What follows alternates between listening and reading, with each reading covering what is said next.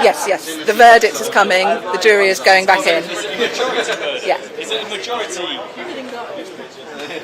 Yeah, there's 9 counts, so let's wait until we know all 9, yeah? And today is his birthday. Are you doing a live video saying, okay, no worries? No, nothing, yeah.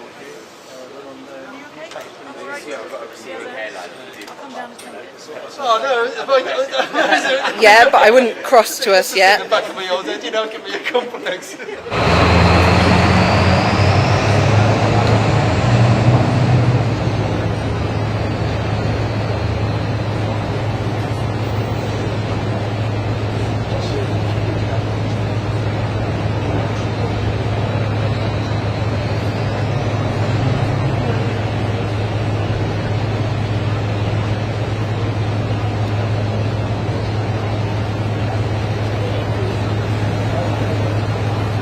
Not bad.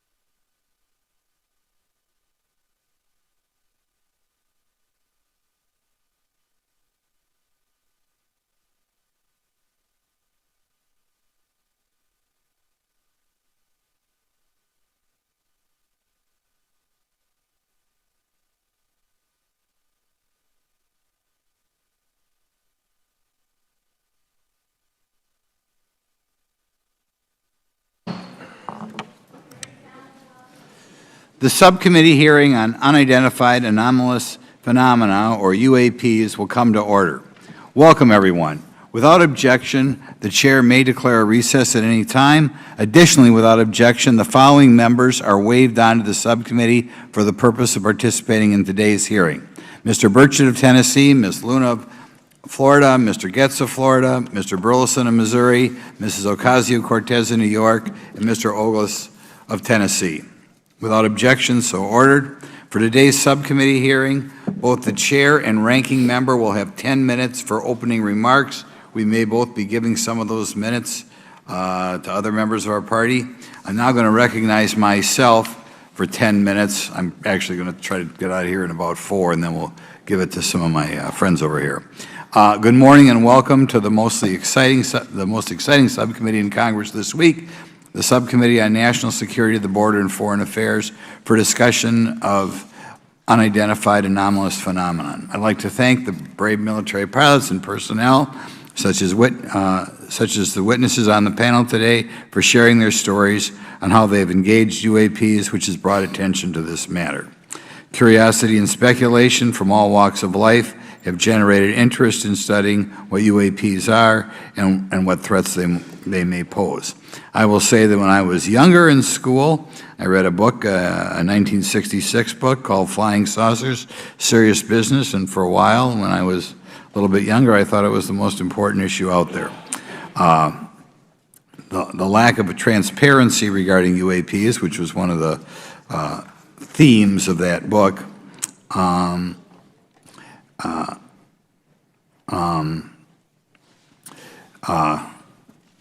in any event, it's led to interest in studying what UAPs are and what threats they pose. The lack of transparency regarding UAPs has fueled wild speculation and debate for decades, eroding public trust in the very institutions that are meant to serve and protect them, as is evidenced by the large number of people we have here.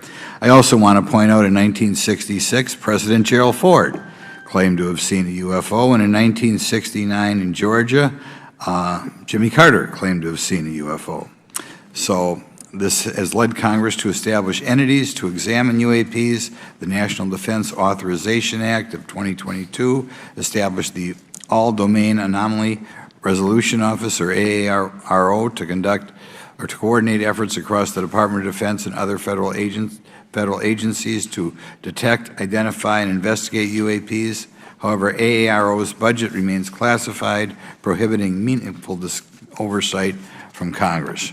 In addition to AARO's efforts, NASA is leading an independent study on UAPs that will identify how UAP data is gathered from both civilian and government entities that can be analyzed to shed light on the topic. However, despite these offices being established, there lies a pressing demand for government transparency and accountability that cannot be overlooked, and that's been a problem that's been around for 50 years. The Biden administration handling of the Chinese spy balloon that violated U.S. airspace is one example how the government is not prepared for these. The Biden administration's description of events has shown that the government continues not to be forthright. Between the Chinese balloon being shot down and 2 UAPs subsequently shot down following the event earlier this year, the U.S. government spent $1.5 million in taxpayer dollars on missiles, yet we have seen little clarity from the Biden administration. We must demand transparency from the Department of Defense, our intelligence community, and our defense industry on the UAP work. We're going to ask some questions about that today. Congress recognizes the subject of UAPs is multifaceted and requires a careful, data-driven approach. Today, we'll see clarity from these witnesses' testimonies, or we'll seek clarity as to what can be done to improve reporting for military and civilians and remain committed to objective inquiry. Congress should work to ensure that knowledge is not driven by fear. Today, we are not just debating the existence of UAPs, we are deliberating on the principles that define our republic, which is a commitment to transparency and accountability. I look forward to hearing from our witnesses today about ways we can improve government efficiency and openness when it comes to UAPs. I thank each of you for your presence here today and for your dedication to safeguarding the interests of the American people. I look forward to your testimony. Now I'm going to turn it over for 2.5 or 3 minutes to Representative Burchett from Tennessee. Thank you, Mr. Chairman. Thank you all for being here. I want to thank everybody for making this happen today. And I want to remind everybody this is a nonpartisan issue. This has nothing to do with party politics. I think the cover-up goes a lot deeper than that. I also want to thank my colleagues, Representative Anna Paulina Luna, sitting beside me here, Jared Moskowitz, my friend across the aisle, has an incredible mind, and I'm anxious to hear his questions. My buddy Eric Burleson, and it's not in my notes here, but Matt Gates. If it hadn't been for Matt Gates, myself, him, and Luna would still be down at Eglin Air Force Base trying to get some answers. He's got an incredible legal mind. Also, I know I saw it in the crowd there, George Knapp, my buddy Jeremy Corbell. They're not witnesses, but they've provided some statements on this subject, and I seek unanimous consent to enter those statements into the record, Mr. Chairman. Without objection. Also, would like to enter in, I understand now that this is unclassified and it's public record, but as we all know, that's sometimes difficult for the public to get a hold of. A report, Defense Intelligence Reference Documents, Advanced Space Propulsion Based on Vacuum, Space-Time Metric Engineering, some light reading for some of our members. Without objection. Thank you. You know, Mr. Knapp wrote, since 1969, the position of our military has been that UFOs pose no threat to national security and are not worthy of further study. I'd say that's the biggest understatement of the decade. He also goes on to talk about the dismissive attitude. It's at odds with what was revealed in documents, reports, and internal memos. And Mr. Cabral says, as he writes these words, the UFO is emerging as a major topic of global importance. I can state that as a fact. Out there, I met a fellow who came in here all the way from Denmark to be here for this meeting. So this is huge. This is worldwide. I think we suspect what's going on, but I'd also like to thank the members of Congress who have supported our efforts to make this hearing happen. Some have even confided to me that they've had UFO sightings of their own. Those members, of course, some of them wish to remain anonymous, and I'll keep it that way. But also, finally, I'd like to thank these three brave witnesses here. They took an oath. They took an oath to uphold the Constitution of the United States, and dadgummit, they're doing it. And we owe them a debt of gratitude.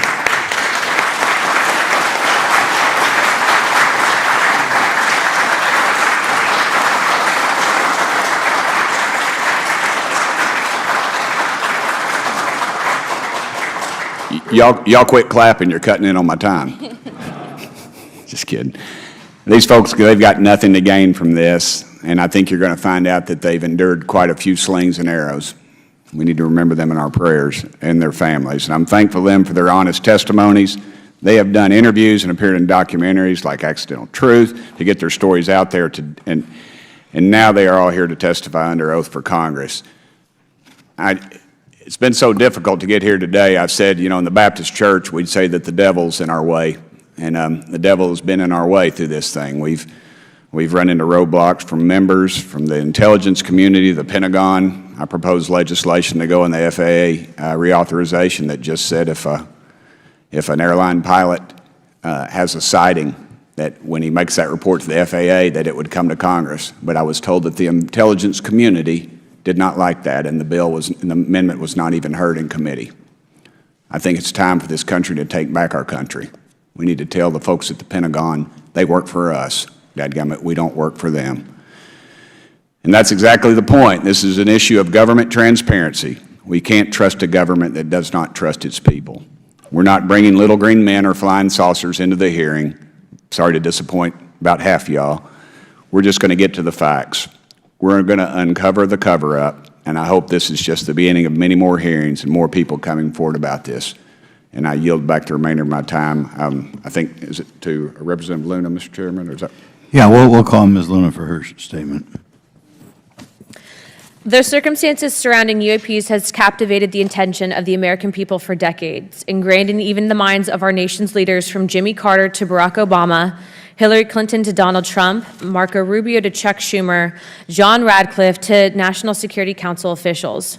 Yet from Roswell, New Mexico to the coast of Jacksonville, Florida, the sightings of UAPs have rarely been explained by the people who have firsthand accounts of these situations.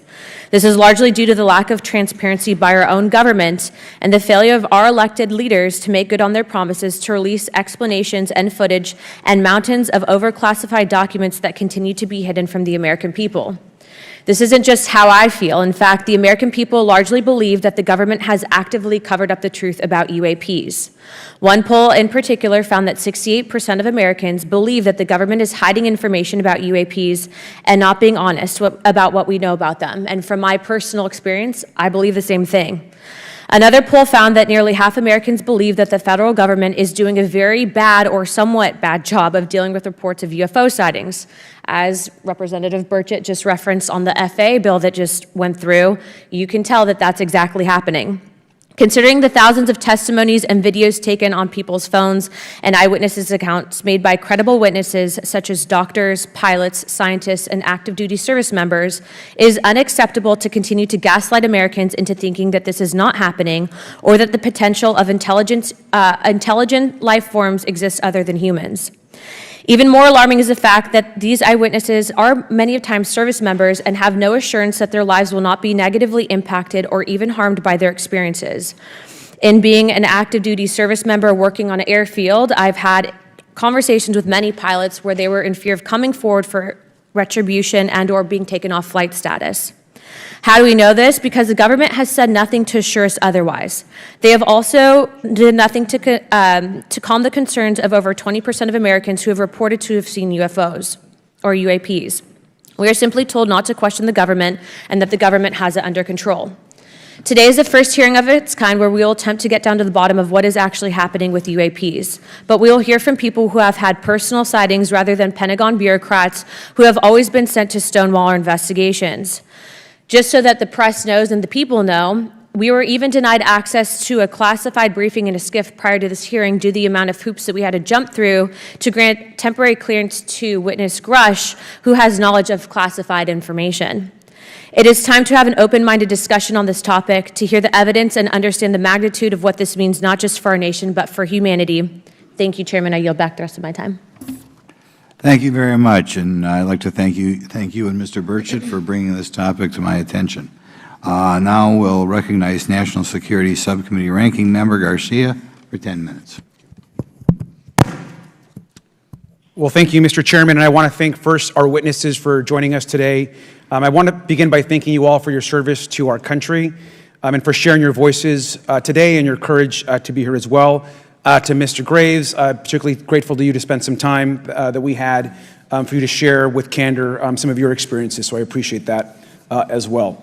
I do want to thank all the members of our subcommittee today and also those that are here and have waved on for their incredible interest in this issue, particularly to Congressman Burchett. I know that your leadership has brought us to this place today, and I want to thank you for that, as well as everyone else that's been engaged in this work. I also want to thank the oversight staff, who I know has been working very hard to ensure that today's hearing is serious, that it's transparent, and that it also provides appropriate answers, as our oversight body always demands. Now, it's really important that we're here in a bipartisan way to have this conversation, which really, to the heart of it, is about national security and key to the subcommittee's core purpose. This is the subcommittee on national security of the Oversight Committee. Now, our witnesses will testify today that UAPs have posed a serious safety threat, and we must understand this. More broadly, we're dealing with real questions that get to the heart of our faith in government. Faith in our institutions, as we all know, is at an all-time low. Partisanship and alternative facts make it too easy to doubt narrative or our institutions. But this hearing will offer the public unique perspectives, building on years of reporting by both federal agencies and the independent media. Now, some of the earliest reporting on this issue was a groundbreaking 2017 New York Times report, which revealed research, as we know now, on unidentified anomalous phenomena, or as many call UFOs, by the Defense Intelligence Agency. Mr. Graves and Commander Fravors' experiences with UAPs have also been documented by the public, not just by the New York Times, but CNN and many other national news outlets. Now, the Office of the Director of National Intelligence has published public reports documenting UAPs, and on June 9th, 2022, NASA announced that the agency is commissioning a study to, of course, examine unidentified anomalous phenomena. Now, the sheer number of reports, whistleblowers, and stories of unidentified anomalous phenomena should raise real questions and warrant investigation and oversight, and that's why we are here today. Now, pilots have reported encounters for years. Now, because of the stigma around reporting these incidents, we still don't have a complete picture of actually what's going on, particularly as our witnesses will testify on the civilian side, and that is a real problem that we have today in the country. Now, it's very important that we show that Democrats and Republicans in Congress can come together in a bipartisan way to cut through misinformation and to look at the facts in a serious and thoughtful manner. If we are to advance oversight and public disclosure, we must also gain the broad support of the public. We will succeed getting facts out to the public faster if there is a broad public support as part of the process. Now, I understand fully the Department of Defense is hesitant to share information that could also undermine our national security by revealing information on the capabilities of our own aircraft, our sensors, and other sensitive material. At the same time, many people believe that we're withholding information from them, and that is dangerous also. I believe in openness and transparency. That is also the role of Congress, and I want to trust that the American people will be able to weigh the evidence and make up their own minds. Now, we have incidents where sensors, sometimes even multiple types of sensors, detect things that we cannot explain. UAPs, whatever they may be, may pose a serious threat to our military or civilian aircraft, and that must be understood. Now, my career and training as a longtime and career educator and teacher and researcher tell me that we should never rule anything out. We know that our space, of course, is vast and undiscovered. I also want to note that Mr. Sean Kirkpatrick, director of the All-Domain Anomaly Resolution Office, the component of the DoD office that investigates UAP data, has testified before the Senate this year that his unit has found no evidence of extraterrestrial activity. NASA has also stated they don't have evidence of extraterrestrial life either, and we've heard this, of course, from some of our government agencies. And we should remind viewers and witnesses, which I think is really important, that we also cannot share classified information in public settings. But questions, of course, remain that people want to see data and information for themselves. The enormous interest in the hearing today underscores the importance of a fair and open look at the evidence from witnesses who can share their unique perspectives. Now, I know I certainly have a lot of questions, and I know that all the members of our committee do as well. We should come to this hearing with an open mind, and we should not let our existing ideas restrict us on either side. I hear over and over from many agencies the stigma around reporting and investigating UAPs prevents us from getting real answers. We know that whistleblowers have reported harassment, intimidation, or stigma as well, and this is not acceptable. If people can't report incidents which would have national security or safety implications, then that also has serious consequences for us. As ranking member of this subcommittee, I know my job would be completely impossible if whistleblowers or others feel intimidated to come before this committee. We can't be afraid of asking questions, and we can't be afraid of the truth. I'm proud to say that this hearing builds upon bipartisan work by members of the House and Senate dating many years back, which has sought to increase awareness within the Department of Defense and to mandate more of Congress of UAPs. We know the Senate is taking up an amendment to their defense authorization bill, which will create a commission with broad declassification authority, and we should all agree that that is an important step. Members of both parties and senior officials in multiple administrations have taken an interest in this issue, and we're proud to carry and build that confidence in the American people. This hearing will also not be the end of this discussion, but a new chapter and start to years and years of work that many folks, both in the public and within government, have been working on. We should encourage more reporting, not less, on UAPs. The more we understand, the safer we will be. We will hear testimony from witnesses today with a long record of service to the American people and with subject matter expertise. Our witnesses have a unique opportunity to share their perspective, insights, and their experiences with the American people. And I encourage all of my colleagues to engage with these difficult questions with an open mind and to follow the facts on behalf of our country.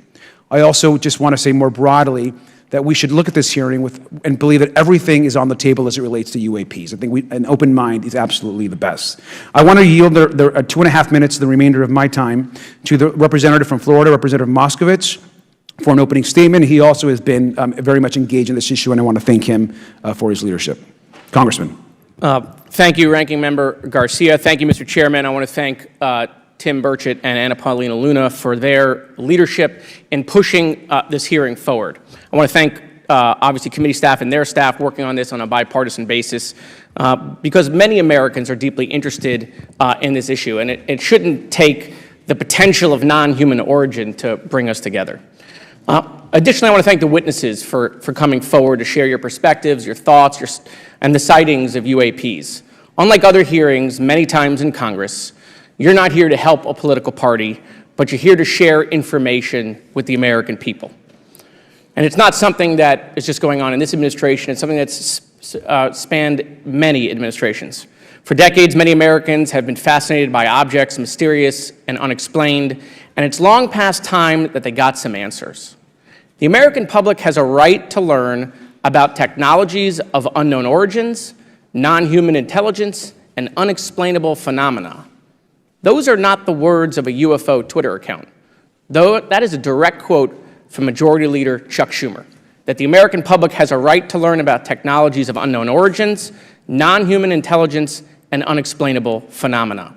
In an interview with Fox News, recent former Director of National Intelligence John Radcliffe confirmed the U.S. government is aware a lot more sightings of UAPs, and that they have not made that information public. I quote, "There are a lot more sightings that have not been made public," Radcliffe said to Fox News.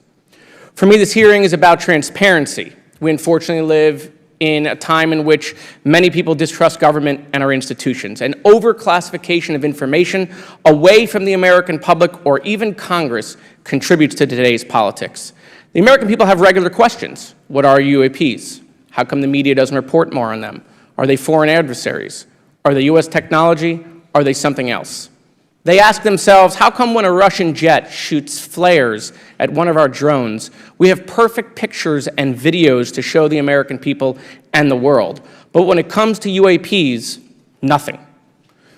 Of course, we must always protect our national security to maintain our superiority, like when stealth helicopters were only rumored to exist, but were used in the Osama bin Laden raid in 2011.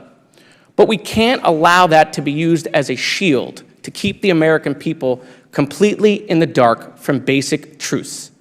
The American people deserve to hear more about special access programs. Congress has a right to know if there's any unsanctioned weapons development, satellite imagery that has not been provided to Congress. Congress created the All-Domain Resolution Office in the NDAA of 2022. In its initial analysis, there are 171 uncharacterized UAP reports, and this is the words from the report, that appear to have demonstrated unusual flight characteristics or performance capabilities. I believe more information is known about the 171 instances. It's time for Congress to reinsert ourselves. I call on our military leaders and intelligence officials to release more information to the American people about UAPs. And to our military leaders, if there's nothing to conceal, let Congress go to Wright-Patterson Air Force Base, the Dugway Proving Ground, or even Groom Lake in Nevada. We should have disclosure today. We should have disclosure tomorrow. The time has come. Thank you, Ranking Member. Thank you, Mr. Moskowitz, and I will yield back now to our chairman. Thank you. Right, now I'd like to introduce our witnesses. Our first witness is Lieutenant Ryan Graves. He's the Executive Director of Americans for Safe Aerospace. Lieutenant Graves is also a former U.S. Navy F-18 pilot with his own UAP experience. The next witness, David Grush, is a former Senior Intelligence Officer with the National Geospatial Intelligence Agency and was a Senior Technical Advisor for UAP issues. And finally, retired Navy Commander David Fravor, squadron leader who worked as a naval aviator for 18 years. Mr. Fravor has his own UAP experience, known as the TikTok event. I look forward to hearing from all three of you today. Pursuant to Committee Rule 9G, the witnesses will please stand and raise their right hands. Do you solemnly swear or affirm that the testimony you are about to give is the truth, the whole truth, and nothing but the truth, so help you God? Let the record show that all the witnesses answered in the affirmative. You may be seated. We appreciate you all being here today and look forward to your testimony. I'll remind the witnesses that we have read your written statements and they will appear in full in the hearing record. Please try to limit your oral statements to 5 minutes. As a reminder, please press the button on the microphone in front of you so that it's on and the members can hear you. When you begin to speak, the light in front of you will turn green. After 4 minutes, it'll turn yellow, and the red light, when that comes on, it tells you your 5 minutes have expired. I'll now recognize Mr. Graves for 5 minutes for your opening statement. Thank you. Chairman Grothman, Ranking Member Garcia, distinguished members of the House Oversight Subcommittee on National Security, Representatives Burchett and Luna. My name is Ryan Fobbs Graves, and I am a former F-18 pilot with a decade of service in the U.S. Navy, including 2 deployments in Operation Enduring Freedom and Operation Inherent Resolve. I have experienced advanced UAP firsthand, and I'm here to voice the concerns of more than 30 commercial aircrew and military veterans who have confided their similar encounters with me. Today, I would like to highlight 3 critical issues that demand our action. As we convene here, UAP are in our airspace, but they are grossly underreported. These sightings are not rare or isolated, they are routine. Military aircrew and commercial pilots, trained observers whose lives depend on accurate identification, are frequently witnessing these phenomena. The stigma attached to UAP is real and powerful and challenges national security. It silences commercial pilots who fear professional repercussions, discourages witnesses, and is only compounded by recent government claims questioning the credibility of eyewitness testimony. Parts of our government are aware of more about UAP than they let on, but excessive classification practices keep crucial information hidden. Since 2021, all UAP videos are classified as secret or above. This level of secrecy not only impedes our understanding, but fuels speculation and mistrust. In 2014, I was an F-18 Foxtrot pilot in the Navy Fighter Attack Squadron 11, the Red Rippers, and I was stationed at NAS Oceana in Virginia Beach. After upgrades were made to our jet's radar systems, we began detecting unknown objects operating in our airspace. At first, we assumed they were radar errors, but soon we began to correlate the radar tracks with multiple onboard sensors, including infrared systems, eventually through visual ID. During a training mission in Warning Area Whiskey 72, 10 miles off the coast of Virginia Beach, 2 F-18 Super Hornets were split by a UAP. The object, described as a dark gray or a black cube inside of a clear sphere, came within 50 feet of the lead aircraft and was estimated to be 5 to 15 feet in diameter. The mission commander terminated the flight immediately and returned to base. Our squadron submitted a safety report, but there was no official acknowledgement of the incident and no further mechanism to report the sightings. Soon, these encounters became so frequent that aircrew would discuss the risk of UAP as part of their regular pre-flight briefs. Recognizing the need for action and answers, I founded Americans for Safe Aerospace. The organization has since become a haven for UAP witnesses who were previously unspoken due to the absence of a safe intake process. More than 30 witnesses have come forward, and almost 5,000 Americans have joined us in the fight for transparency at safeaerospace.org. The majority of witnesses are commercial pilots at major airlines. Often, they are veterans with decades of flying experience. Pilots are reporting UAP at altitudes that appear above them at 40,000 feet, potentially in low Earth orbit or in the gray zone below the Kármán line, making inexplainable maneuvers like right-hand turns and retrograde orbits or J-hooks. Sometimes these reports are reoccurring, with numerous recent sightings north of Hawaii and in the North Atlantic. Other veterans are also coming forward to us regarding UAP encounters in our airspace and oceans. The most compelling involve observations of UAP by multiple witnesses and sensor systems. I believe these accounts are only scratching the surface, and more will share their experiences once it is safe to do so. In closing, I recognize the skepticism surrounding this topic. If everyone could see the sensor and video data I witnessed, our national conversation would change. I urge us to put aside stigma and address the security and safety issue this topic represents. If UAP are foreign drones, it is an urgent national security problem. If it is something else, it is an issue for science. In either case, unidentified objects are concerned for flight safety. The American people deserve to know what is happening in our skies. It is long overdue. Thank you. Mr. Grush. Mr. Chairman, ranking members and congressmen, thank you. I'm happy to be here. This is an important issue, and I'm grateful for your time. My name is David Charles Grush. I was an intelligence officer for 14 years, both in the U.S. Air Force, both active duty, Air National Guard, and Reserve, at the rank of major, and most recently from 2021 to 2023, at the National Geospatial Intelligence Agency, NGA, at the GS-15 civilian level, which is the military equivalent of a full bird colonel. I was my agency's co-lead in unidentified anomalous phenomena and transmedium object analysis, as well as reporting to the UAP task force, UAPTF, and eventually, once it was established, the All Domain Anomaly Resolution Office, AARO. I became a whistleblower through a PPD-19 urgent concern filing in May 2022 with the Intelligence Community Inspector General. Following concerning reports from multiple esteemed and credentialed current and former military and intelligence community individuals that the U.S. government is operating with secrecy above congressional oversight with regards to UAPs. My testimony is based on information I've been given by individuals with a long-standing track record of legitimacy and service to this country, many of whom also have shared compelling evidence in the form of photography, official documentation, and classified oral testimony to myself and my various colleagues. I have taken every step I can to corroborate this evidence over a period of 4 years while I was with the UAP Task Force and do my due diligence on the individual sharing it. This is because of these steps, I believe strongly in the importance of bringing this information before you. I am driven by a commitment of both to truth and transparency, rooted in our inherent duty to uphold the United States Constitution and protect the American people. I'm asking Congress to hold our government to this standard and thoroughly investigate these claims.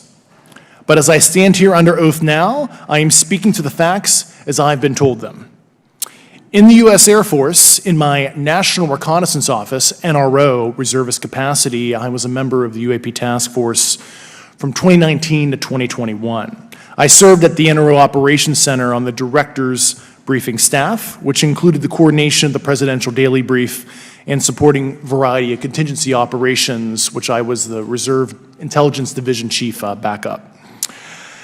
In 2019, the UAP Task Force Director asked me to identify all special access programs and controlled access programs, also known as SAPs and CAPs, we needed to satisfy our congressionally mandated mission, and we were direct report at the time to the DepSecDef. At the time, due to my extensive executive level intelligence support duties, I was cleared to literally all relevant compartments and in a position of extreme trust, both in my military and civilian capacities. I was informed in the course of my official duties of a multi-decade UAP crash retrieval and reverse engineering program, to which I was denied access to those additional read-ons when I requested it. I made the decision, based on the data I collected, to report this information to my superiors and multiple inspectors general, and in effect becoming a whistleblower. As you know, I've suffered retaliation for my decision, but I am hopeful that my actions will ultimately lead to a positive outcome of increased transparency. Thank you, and I'm happy to answer your questions. Thank you. Commander Fravor? Thank you. Thank you, Mr. Chairman, Congressmen, Congresswomen. I want to first thank you for the invitation to speak to the committee on the UAP topic that has been in the news for the past 6 years and seems to be continuing to gain momentum. As you know, my name is David Fravor. I'm a retired commander in the United States Navy. In 2004, I was a commanding officer of Strike Fighter Squadron 41, the world-famous Black Aces. We were attached to Carrier Wing 11, stationed on board the USS Nimitz, and had begun a 2-month workup cycle off the coast of California. On this day, we were scheduled for a 2v2 air-to-air training with the USS Princeton as our control.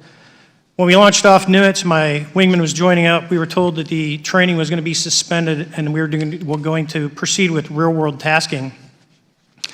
As we proceeded to the west, the air controller was counting down the range to an object that we were going to, and we were unaware of what we were going to see when we arrived. The controller had told us that these objects had been observed for over 2 weeks, coming down from over 80,000 feet, rapidly descending to 20,000 feet, hanging out for hours, and then going straight back up. For those who don't realize, above 80,000 feet is space. We arrived at the location at approximately 20,000 feet, and the controller called merge plot, which means that our radar blip was now in the same resolution cell as the contact. As we looked around, we noticed that we saw some whitewater off our right side. It's important to note that the weather on this day was as close to perfect as you could ask for off the coast of San Diego. Clear skies, light winds, calm seas, no whitecaps from waves. So the whitewater stood out in a large blue ocean. All 4 of us, because we were in F-18Fs, so we had pilots and Wizzo in the back seat, Looked down a small, saw a white tic-tac object with a longitudinal axis pointing north-south and moving very abruptly over the water like a ping-pong ball. There were no rotors, no rotor wash, or any sign of visible control surfaces like wings. As we started clockwise towards the object, my Wizzo and I decided to go down and take a closer look with the other aircraft staying in high cover to observe both us and the tic-tac. We proceeded around the circle about 90 degrees from the start of our descent, and the object suddenly shifted its longitudinal axis, aligned it with my aircraft, and began to climb. We continued down another 270 degrees, nose low, where the tic-tac, or we considered 270 degrees to where, and we went nose low to where the tic-tac would have been. Our altitude at this point was about 15,000 feet, and the tic-tac was about 12,000. As we pulled nose onto the object, within about a half mile of it, it rapidly accelerated in front of us and disappeared. Our wingmen, roughly 8,000 feet above us, lost contact also. We immediately turned back to see where the whitewater was at, and it was gone also. So as we started to turn back towards the east, the controller came up and said, "Sir, you're not going to believe this, but that thing is at your cap point, roughly 60 miles away in less than a minute." You can calculate the speed.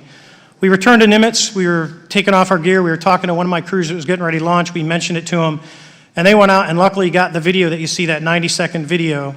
What you don't see is the radar tape that was never released, and we don't know where it's at, of the active jamming that the object put on an APG-73 radar, and I can get into modes later if you're interested.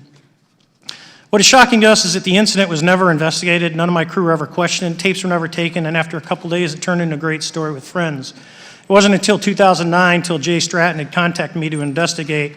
Unbeknownst to all, he was part of the ATIP program in the Pentagon led by Lou Elizondo. There was an unofficial official report that came out that's now on the internet. Years later, I was contacted by the other pilot, Alex Dietrich, and asked if I'd been contacted, and I said no, but I'm willing to talk. I was contacted by Mr. Elizondo, and we talked for a short period of time, and he said we'd be in contact. A few weeks after that, I was made aware that Lou had left the Pentagon in protest and joined forces with Tom DeLonge, Chris Mellon, Steve Justice, and others to form Two Stars Academy, an organization that pressed the issue with leading industry experts and U.S. government officials. They worked with Leslie Kean, who is present today, Ralph Blumenthal, and Helene Cooper to publish the articles in the New York Times 2017 New York Times, and it removed the stigma on the topic of UFOs, which is why we're here today. Those articles open the door for the government and public that cannot be closed. It has led to an interest from our elected officials who are not focused on little green men, but figuring out where these craft are, where they're from, the technology they possess, how do they operate. It also led to the Whistleblower Protection Act and the NDAA. There are multiple witnesses coming forward to say that have firsthand knowledge, and Mr. Grush just covered that. What concerns me is that there's no oversight from our elected officials on anything associated with our government processing or working on craft. Believe it, not from this world. This issue is not a full public disclosure that could undermine national security, but it is about ensuring that our system of checks and balances works across all work done in the government using taxpayer funds. Relative to government programs, even unacknowledged WAVE programs have some level of oversight by the appropriate committee members in the House and Senate, and this work that is said to be occurring from whistleblower testimonies should not be exempt. In closing, I would like to say that the tic-tac object we engaged in 2004 was far superior to anything that we had on time, have today, or are looking to develop in the next 10 years. If we in fact have programs that possess this technology, it needs to have oversight from those people that the citizens of this great country elected in office to represent what is best for the United States and best for the citizens. I thank you for your time. Thank you very much. Thank you very much. I know it's very difficult for all of you, all you've done in the past to try to illuminate this issue. Call on myself first for some questions. I'm going to start with Mr. Graves. Are pilots that you interact with as part of your organization, do you feel adequately trained and briefed on how to handle encounters with UAPs? No. Right now, military witnesses to UAP have limited options for reporting UAP. But more concerning is that commercial aviation sector has not adapted to the lessons that the military has implemented. The military and Department of Defense has stated that UAP represent a critical aviation safety risk. We have not seen that same language being used in the commercial markets. They are not acknowledging this risk. Okay. What steps do you think you have to be taken to improve a pilot's UAP reporting, be it military or commercial? Right now, we need a system where pilots can report without fear of losing their jobs. There is a fear that the stigma associated with this topic is going to lead to professional repercussions, either through management or perhaps through their yearly physical check. So having a secure system, reducing the stigma, and making this information available through the public is going to reduce the concerns that aircrew have. Could you just give me a little idea of the degree to which reports in the past are not made public right now? Well, I don't think there has been a proper reporting system to gather those reports and thus not report them. So to answer your question, I think there is a dearth of data due to the fact that the reporting has been limited up to this time. Could you tell me why you believe it's, kind of to play the devil's advocate, a reason why some of this stuff should not be available to the public? There's certainly some national security concerns when we use our advanced sensors in our tactical jets to be able to identify these objects. However, there's no reason that the objects themselves would be classified. I would be curious to see how the security classification guideline actually spells out the different nuances of how this topic is classified from the perspective of UAP, not national security. I'll give you a follow-up on that. Assuming that there are reasons why not all this should be made public, this has been around for a long period of time. Can any of the three of you think of any reason why anything related to UAPs, say 15 years and back, should not be immediately made public?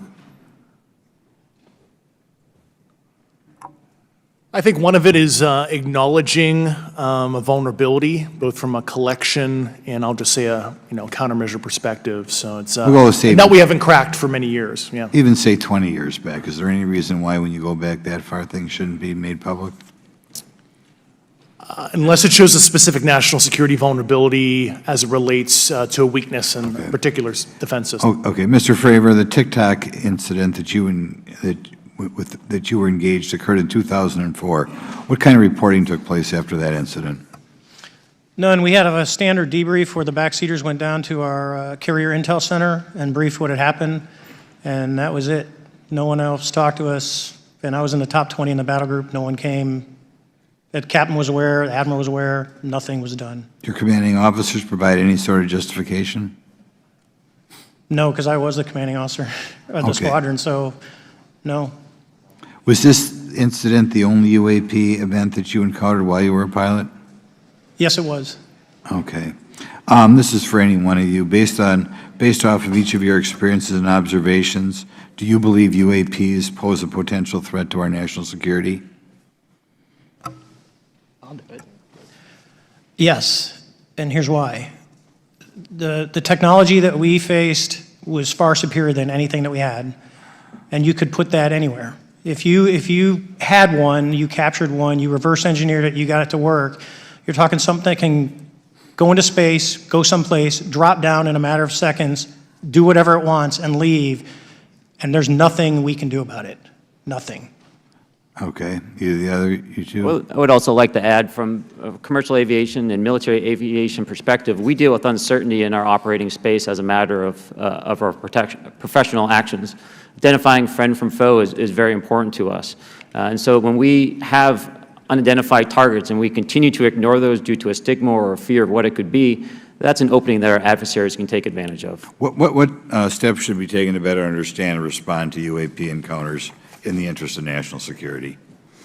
There needs to be a location where this information is centralized for processing, and there needs to be a two-way communication loop so the operators on the front end have a feedback and can get best practices on how to process information, what to do, and to ensure that their reporting is being listened to. Right now, there is not a lot of back and forth. Mr. Grush, in your complaint to the Intelligence Community Inspector General, you claim that you believe information is being hidden.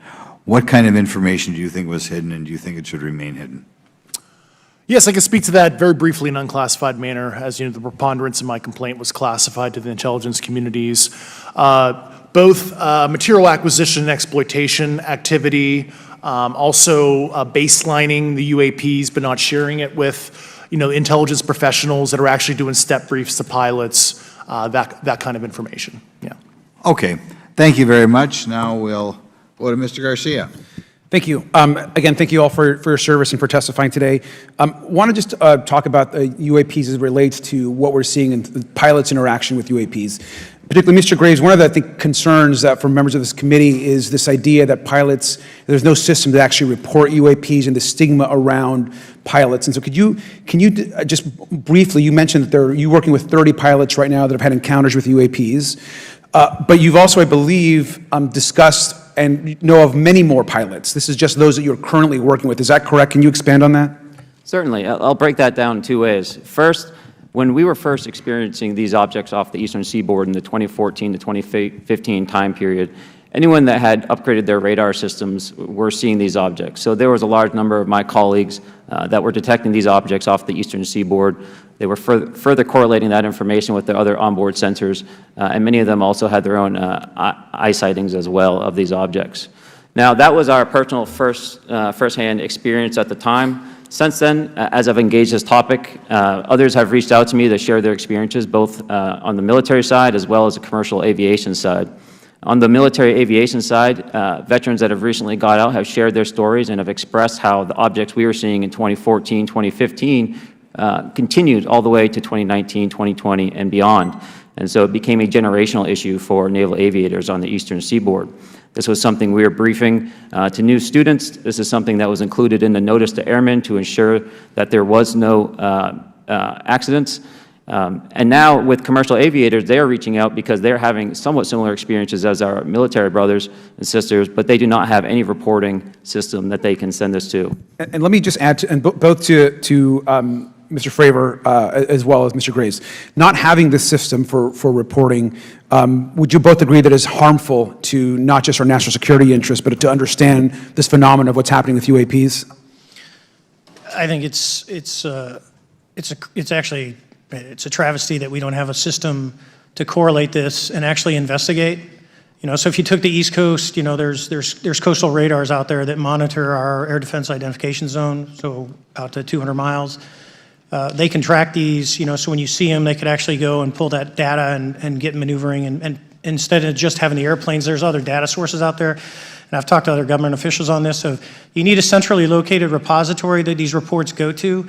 So if you just stuck it in DOD, you wouldn't get anything out of the Intelligence Committee because they have a tendency to not to talk. But if you had a central location where these reports would come in, not just military, but also commercial aviation, because there's a lot of that going on, especially if you talk to anyone that flies from here to Hawaii, over the Pacific, they see odd lights. So I think you need to develop something that allows you a central point to collect the data in order to investigate. Mr. Graves? I would concur with everything Mr. Fravor said.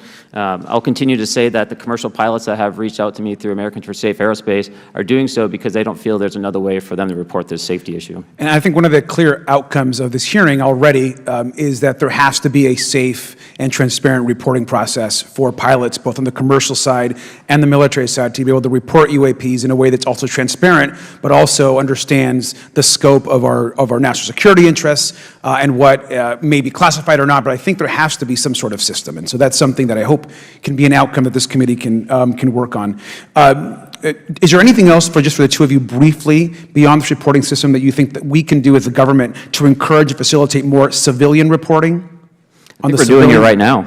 Okay, great. I think this hearing is going to show the American people that their government takes this topic seriously. And how about civilians that may not be pilots? What kind of process could be in place for civilians who are not pilots, who may have UAP encounters? Do either of you have any suggestions that could facilitate that?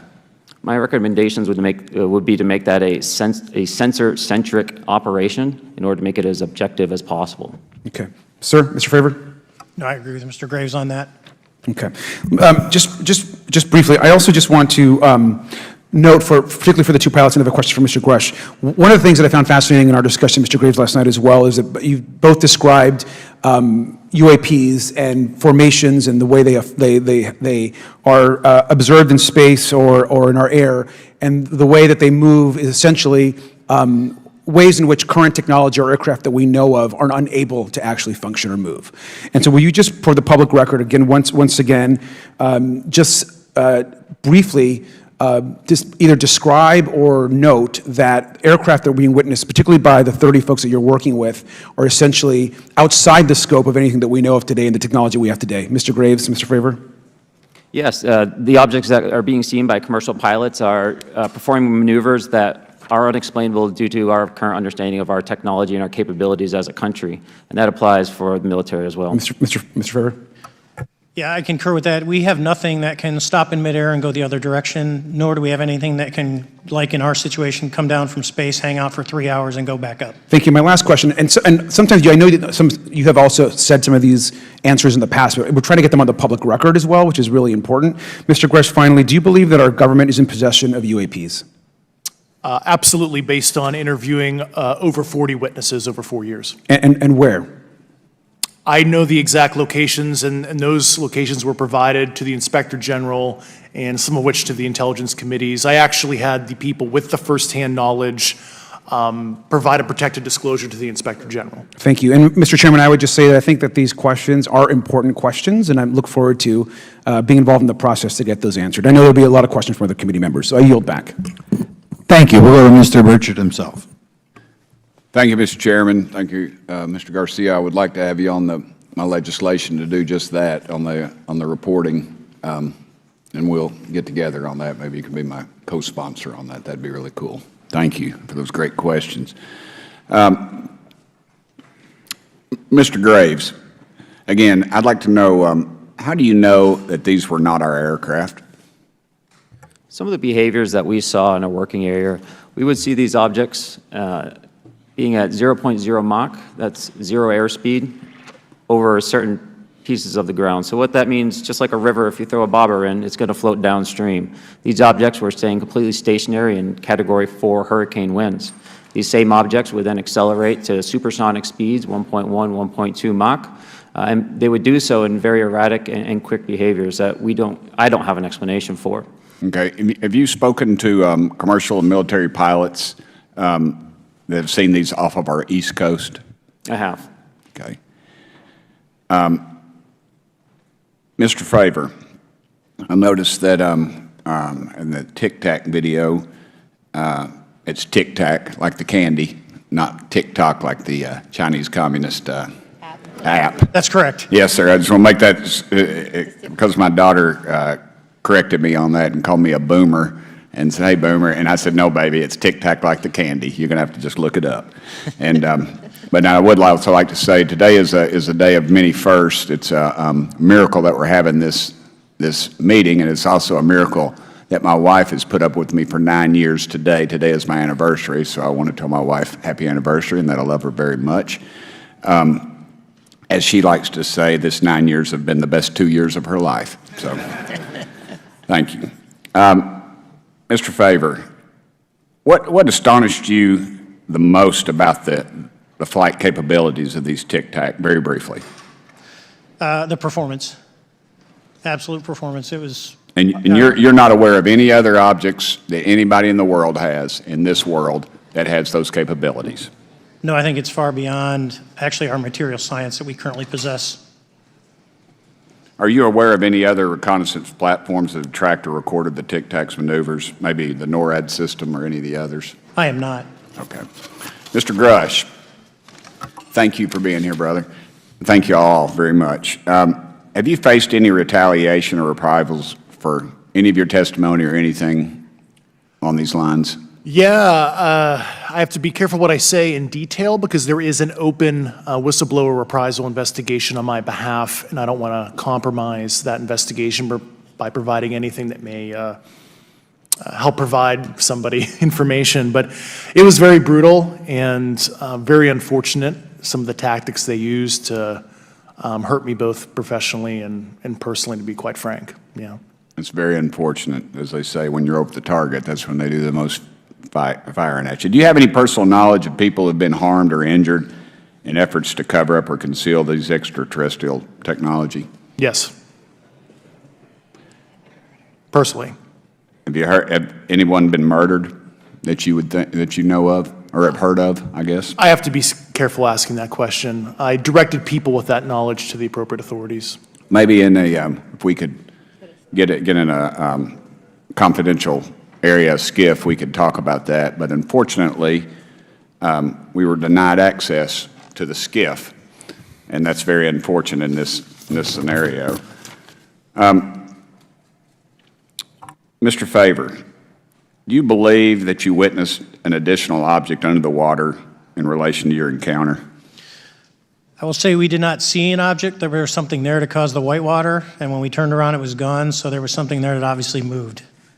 Okay, it was not the same object though that you were looking at, correct? No, we actually joked that the Tic Tac was communicating with something when we came back, and because the whitewater disappeared.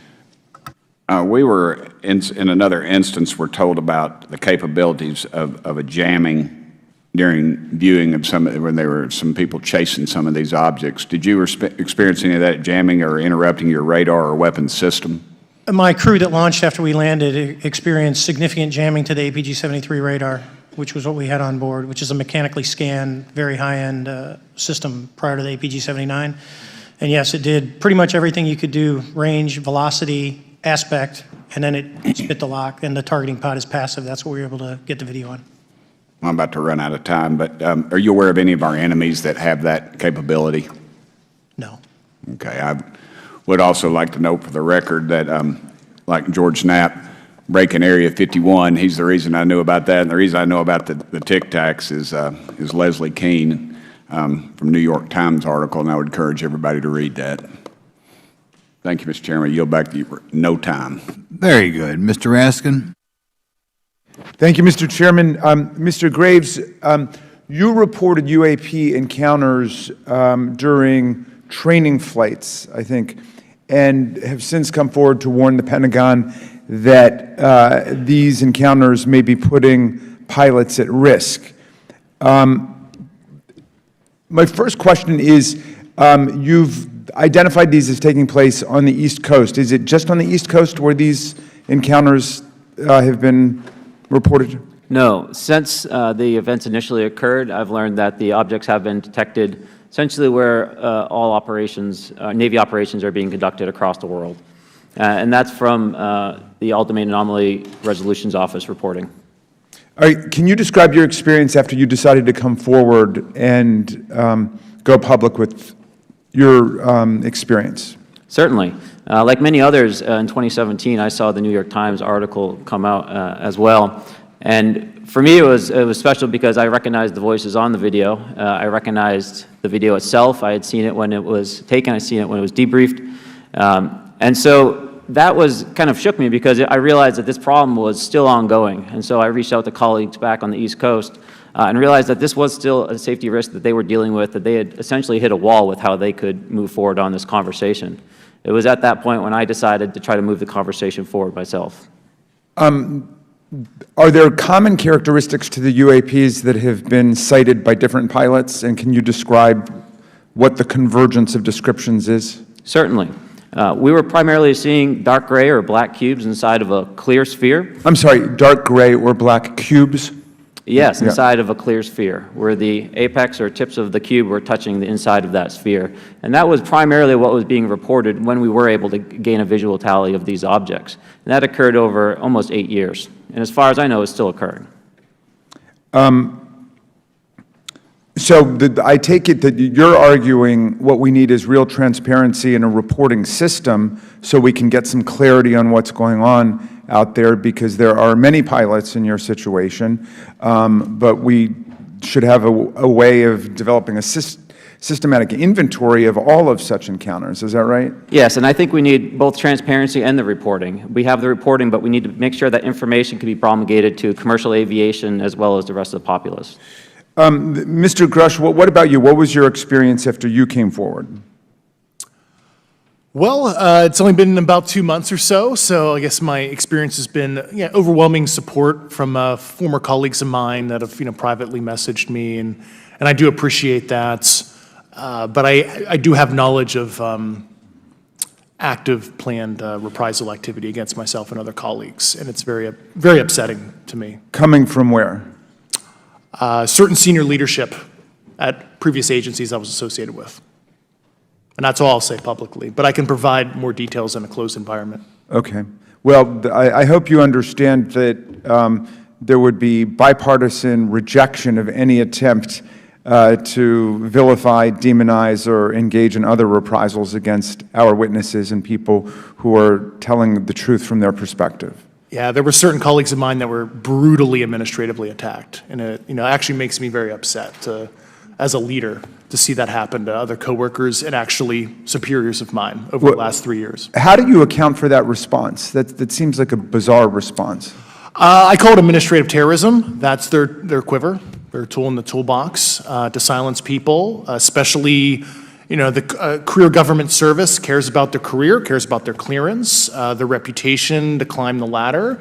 And when you threaten that float, career path, a lot of people back off. But I'm here to represent those people. So, Mr. Fravor, what about you? What has your experience been since you've come forward with your perspective on this? Actually, I've been treated very well. And the 6 people that were involved, myself included, all of them have or will be retiring from the military as 05s or 06s. And all my friends that are very senior, 3 and 4 stars, I've talked to them. They believe, they understand there's a problem. But no, I was actually treated really well. And what is your general interpretation of these phenomena? Or what is your current thinking of trying to make sense of them? Well, I'll say, you know, I'm not like a UFO fanatic. It's not me. But I will tell you that what we saw with 4 sets of eyes over a 5-minute period, still, there's nothing, we have nothing close to it. It was amazing to see. I told my buddy I wanted to fly it, but yeah, it's just an incredible technology. All right, Mr. Chairman, thank you very much. I'll yield back to you. Thanks. On to Ms. Luna. Mr. Grush, in speaking to you yesterday, I just wanted to follow up on Representative Raskin's questions. In the last couple of years, have you had incidences that have caused you to be in fear for your life for addressing these issues? Yes, personally. Okay. Yeah. I just want everyone to note that he's coming forward in fear of his life. To put in perspective, if they were really not scared about this information coming out, why would someone be intimidated like that? To your knowledge, are NHIs working with adversarial foreign governments in either technology exchange programs or back engineering programs? I don't have data on that. I'm not sure. Have you heard or you had people come forward to present that evidence? Not that particular evidence that you just espoused. Okay, on the 19th of April, Dr. Kirkpatrick, head of Aero, had said that he did not find any evidence of UAPs. You also stated that you had, in your interview, that you had briefed him on information that you were uncovering, but that he did not follow up with you. Were the items that you divulged to him pertinent to national security? Yes, him and I had a classified conversation in April 2022 before he took over Aero in July 2022, and I provided him some concerns I had. Do you know why he might not have followed up with you? Unfortunately, I cannot read his mind. I wish he did. I was happy to give sage counsel to him on where to look when he took the helm of Aero. Okay, and then my last question for you before I move to Mr. Graves is you received prior approval from the Defense Department to speak on certain issues, correct? Correct, through DOPSR, DoD Pre-Publication and Security Review, and I just want to remind the public, they're just looking from a security perspective. These are my own personal views and opinions, not the department's. Okay, I'm asking that though mainly because I think that there are many people that would like to discredit you, so it does bring a certain amount of credibility to your testimony. I'm required by law to do that as a former intelligence officer, or I go to jail for revealing classified information. Yeah, we don't want you to go to jail. My next question would actually be for Mr. Graves. Can you please explain to me in detail the event that occurred at Vandenberg Air Force Base? Certainly. In the 2003 timeframe, a large group of Boeing contractors were operating near one of the launch facilities at Vandenberg Air Force Base when they observed a very large 100-yard-sided red square approach the base from the ocean and hover at low altitude over one of the launch facilities. This object remained for about 45 seconds or so before darting off over the mountains. There was a similar event within 24 hours later in the evening. This was a morning event, I believe 8:45 in the morning. Later in the evening, post-sunset, there were reports of other sightings on base, including some aggressive behaviors. These objects were approaching some of the security guards at rapid speeds before darting off. And this is information that was received through one of the witnesses that have approached me at Americans for Safe Aerospace. Was this documented in any official form, whether it was a police blotter? Yes, they had official documentation and records from the event that the witness held over the years. And I'm not going to ask you to do it right now for time reasons, but you'd be able to sketch what was witnessed, correct? And have you seen that before on any other equipment and/or during your flight time? I have not seen what they've described. This object was estimated to be almost the size of a football field. and I have not seen anything personally that large. Okay, and then another question on follow-up referencing the gimbal video Go Fast incident. Can you just clarify, because to our understanding, the footage was actually cut off at a certain point, but what happens at the end of that video, just for those Americans specifically there that are wanting to know about the rest of that footage? Certainly. There was some uncertainty or instability with the object. It seemed to rock a bit, and that's the last I had seen of the video. Much of the data that I would recommend be analyzed would consist of radar data that would provide precise kinematics on the object, as well as the fleet of objects that were operating nearby. Okay, and follow-up, in regards to the reporting procedures that Mr. Garcia had addressed on, as well as Representative Burchett, with the FAA, to your understanding, pilots that are seeing this, commercial airline pilots, are they receiving cease and desist letters from corporations for coming forward with information in regards to safety for potential airline passengers? I have been made privy to conversations with commercial aviators who have received cease and desist orders. So the American public should know that corporations are putting their own reputations on the not the line, but ahead of the safety of the American people. And I think, would you agree with that statement? It appears so. Okay. And I guess this would be my last, I'm out of time. I yield. I'll be back. Good. Mr. Moskowitz. Thank you, Mr. Chairman. Gentlemen, let's talk about the laws of physics for a second. Mr. Graves and Commander Favor, I heard you talk about speed. When those objects broke the sound barrier, did they make a sonic boom? I was in a jet. You can't hear anything. It's kind of loud in there. Yeah, you're not able to actually personally tell within the vehicle. I will say the objects that we were seeing, they were spherical, and they were observed up to Mach 2, which is a very non-aerodynamic shape. What about G-forces? Let's talk about G-forces of those vehicles. Could a human survive those G-forces with known technology today? No.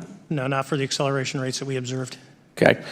What about what they look like? How close did you get? Did you see a seam or a rivet or a section? And what I mean is, obviously, the jets you're flying have all those things. Did these objects have those? Do you want to go, Ryan? I didn't have the detail to be able to tell that. So we got within a half mile at Tic Tac, which people say that's pretty far, but in airplanes, that's actually relatively close. No, it was perfectly white, smooth, no windows, although when we did take the original FLIR video that is out there, when you put it on a big screen, it actually had two little objects that came out of the bottom of it. But other than that, no windows, no seams, no nothing. Mr. Grush, as a result of your previous government work, have you met with people with direct knowledge or have direct knowledge yourself of non-human origin craft? Yes, I personally interviewed those individuals. Mr. Grush, as a result of your previous government work, have you met with people with direct knowledge or have direct knowledge yourself about ATs, advanced technologies that the U.S. government has?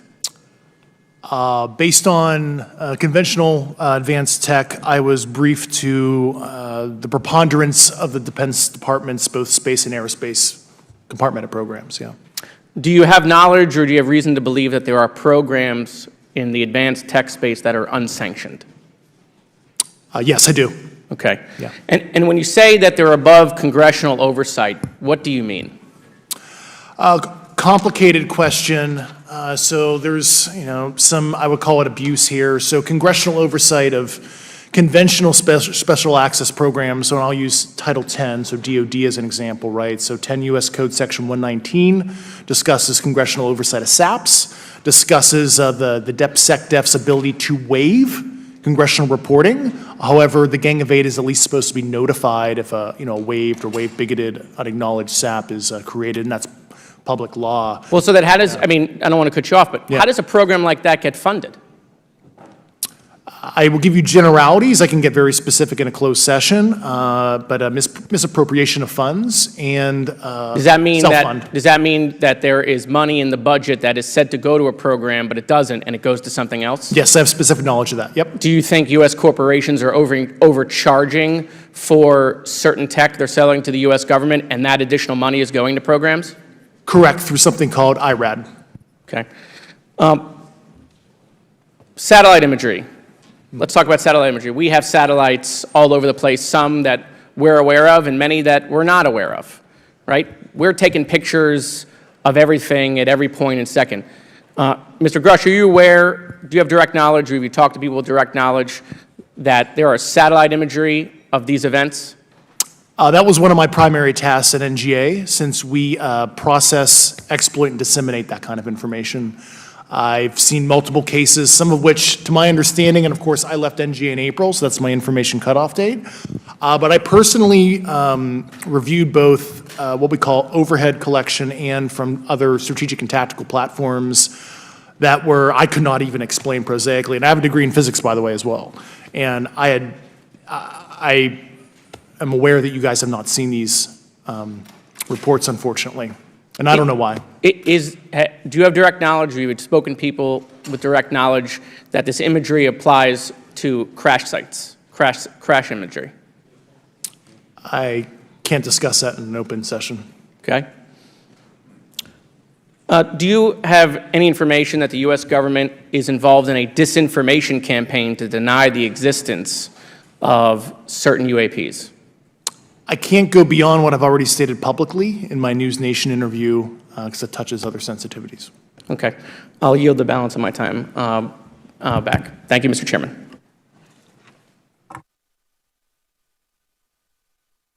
Ms. Fox?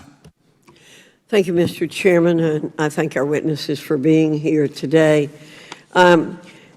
Garouche, in your sworn testimony, you state that the United States government has retrieved supposedly extraterrestrial spacecraft and other UAP-related artifacts. You go so far as to state that the U.S. is in possession of, quote, non-human spacecraft, end quote, and that some of these artifacts have circulated with defense contractors. Several other former military and intelligence officials have come forward with similar allegations, albeit in non-public settings. However, Dr. Sean Kirkpatrick, the director of AARO, previously testified before Congress that there has been, and I quote, no credible evidence thus far of extraterrestrial activity or of, quote, off-world technology brought to the attention of the office.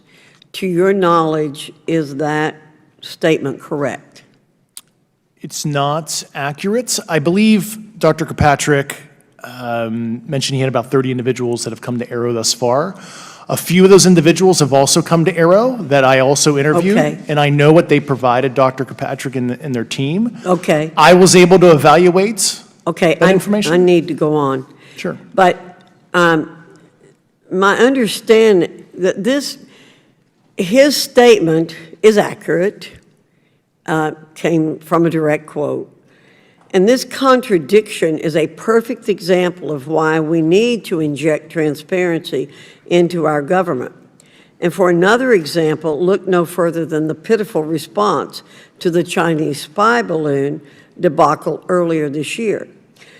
You may remember the mass confusion that ensued when the balloon was first spotted over Montana, 4 days after it first entered U.S. airspace over Alaska. The Biden administration's initial inability to address the object grew into a continuous series of embarrassments. After news of the balloon reached the mainstream media, we were assured that the balloon posed no threat to our security. However, after the balloon was allowed to transit the entire continental United States, fighter jets were scrambled off the coast of South Carolina to shoot it down. This flip-flopping and obfuscation caused needless confusion, fear, and panic across the country. It's my hope, Mr. Chairman, that this sort of confusion will not be repeated. We should investigate the extent to which elements of our government possess or do not possess information that is of critical value to the American people. We owe it to the citizens of this nation to make sure that our government is transparent and accountable. We must make sure that our government provides answers, and Congress must do its duty to solicit those answers. With that, Mr. Chairman, I yield back. Yeah, Mr. Frost. Thank you, Mr. Chairman. In 2022, NASA announced that it was commissioning an independent study team to examine UAPs. The NASA team is comprised of scientists across different fields, as well as former astronauts and pilots. In May, the independent study team held its first public meeting, which included the perspectives from NASA senior leaders, as well as perspectives from the Department of Defense and intelligence agencies. The NASA study team is also expected to release its first report pretty soon, and I think it's safe to say that we all eagerly await its results. Mr. Graves, how might NASA's research influence the commercial industry regarding safety in UAP? I think NASA has a big role to play as far as commercial aviation safety, and it's one of their original charges as an organization. One of the recommendations that have been put forward is to utilize their existing aviation safety reporting system to serve as a short-term fill and trusted platform for pilots that want to report on UAP. It also has built-in analytics capability and is funded by Congress. Gotcha. And also, Mr. Graves, are there any other industries that may be influenced by the NASA research on UAPs? And if so, how so? Well, I think there is a large swath of commercial capabilities that could be brought to bear on this topic, from space-based or ground-based sensor systems that are available open source or through commercial marketplaces. And I think NASA's work, as they work to identify and highlight specific parameters that can be found, we can take that information and promulgate this through the public sector so that we can have a more open conversation about what we're seeing. You know, in 2020, the Department of Defense released several videos of UAPs, including Mr. Freier's experience, U.S. Navy pilots that recorded footage. In 2021, the Office of the Director of National Intelligence released a preliminary report on UAP events. NASA Administrator Bill Nelson stated that NASA would begin to investigate these events.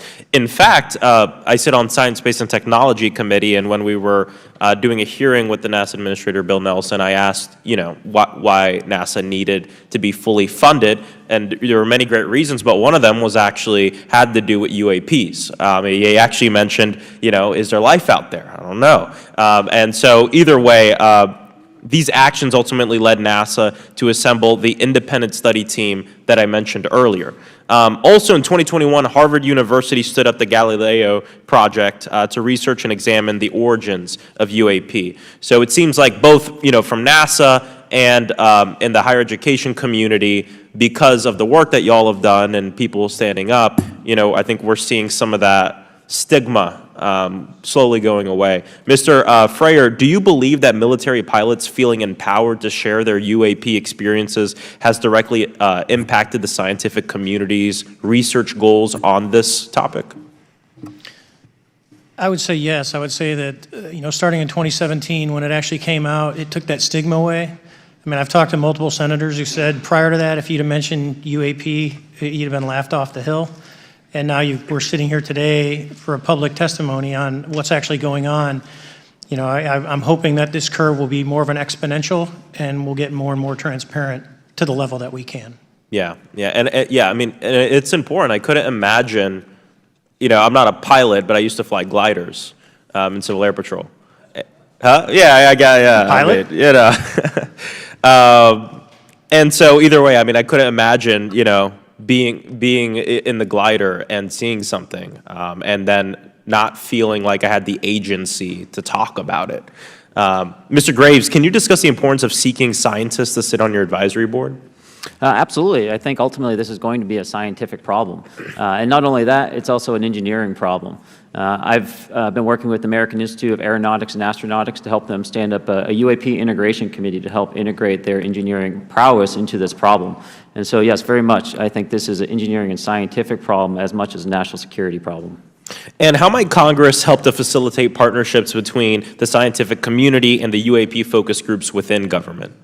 Well, I think one of the things they can do is to have these types of hearings to communicate to the public that this is a topic of interest. I think that there is a pseudo-market, if you will, of interested capabilities and talent that want to approach this topic, and we're seeing that start to grow now. So I think continued conversation, reduction of stigma is going to allow that to flourish and allow answers to help generate themselves. 100%. Well, thank you all for being here, and thank you for your work. I think it's important that we keep our top scientific minds focused on this issue and look for ways to increase collaboration. Thank you so much. I yield back. Mr. Comer. Thank you, Mr. Chairman. Let me say I want to thank you for having this hearing, and I want to thank Mr. Burchett, Ms. Luna for leading this hearing. And with that, I yield my 5 minutes to Mr. Burchett. Thank you, Mr. Chairman. I'm going to direct this, I believe, to Mr. Grush, but if any of you all feel like you need to jump in, just jump right in. We're good. Has the U.S. government become aware of actual evidence of extraterrestrial, otherwise unexplained forms of intelligence? And if so, when do you think this first occurred? I like to use the term non-human. I don't like to denote origin. Keeps the aperture open, both scientifically. Right. Certainly, like I've discussed publicly previously, 1930s. Okay. Can you give me the names and titles of the people with direct firsthand knowledge and access to some of this crash retrieval, some of these crash retrieval programs, and maybe which facilities, military bases that the recovered material would be in? And I know a lot of Congress have talked about we're going to go to Area 51 and, you know, and there's nothing there anymore anyway. It's just, you know, and we move like a glacier. And as soon as we announce it, I'm sure the moving vans would pull up, but please. I can't discuss that publicly, but I did provide that information both to the Intel committees and the Inspector General. And we could get that in the SCIF if we were allowed to get in a SCIF with you. Would that be probably what you would think? Sure, if you had the appropriate accesses, yeah. What special access programs cover this information, and how is it possible that they have evaded oversight for so long? I do know the names. Once again, I can't discuss that publicly and how they've evaded oversight. In a closed setting, I can tell you the specific tradecraft used. All right. When do you think those programs began, and who authorized them? I do know a lot of that information, but that's something I can't discuss publicly because of sensitivities. All right. If any of y'all want to jump in on any of this, you're more than welcome to. What level of security clearance is required to fully access these programs? Well, anybody who has... and I say that because myself, Representative Gates and Representative Luna were basically turned away at one point at Eglin. So please go right ahead. Certainly difference between member access and, say, somebody like me, but anybody who has a TSSCI clearance and meets the eligibility criteria, the access adjudicative authority should be able to grant you access. Mr. Burchett, if you'll yield, so just to put a fine point on that, there's nothing that you're aware of that's above special access program classification. It's a misnomer that there's anything actually above top secret. Executive Order 13526 delineates the classification levels. Right, but I draw a point on that because we can have access to those programs, and so the notion that we're not being given that access sort of defies our typical muscle memory here in Congress. Thank you, Mr. Burchett. I'll yield back to you. Thank you, Mr. Gates. Along those lines, Title 10, you may not know this or not, but Title 10 and Title 50 authorization, they seem to say they're inefficient. So who gets to decide this, in your opinion, in the past?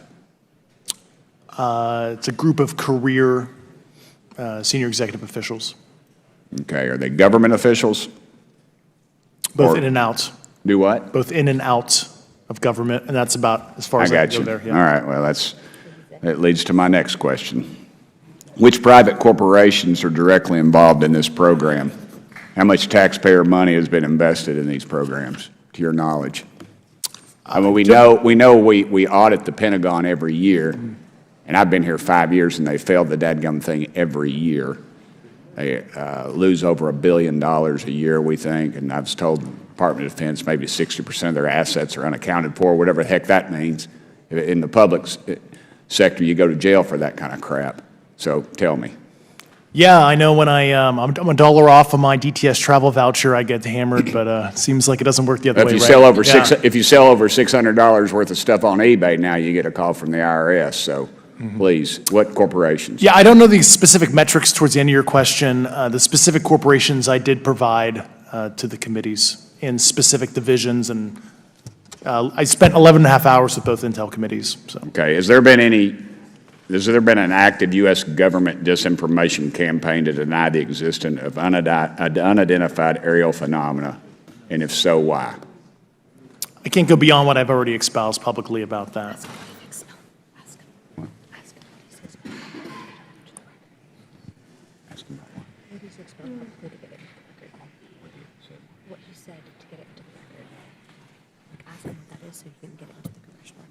Okay, I've been told to ask you what that what that is and how to get it in the record?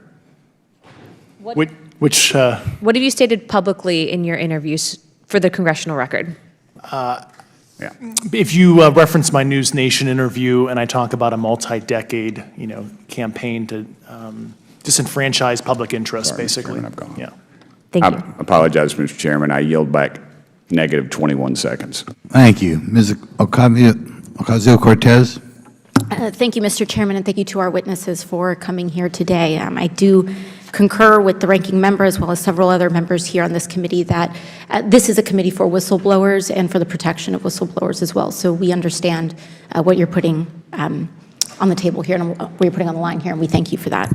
Mr. Grush, you sat on the Unidentified Anomalous Phenomenon Task Force created in the 2020 NDAA, correct? Yes.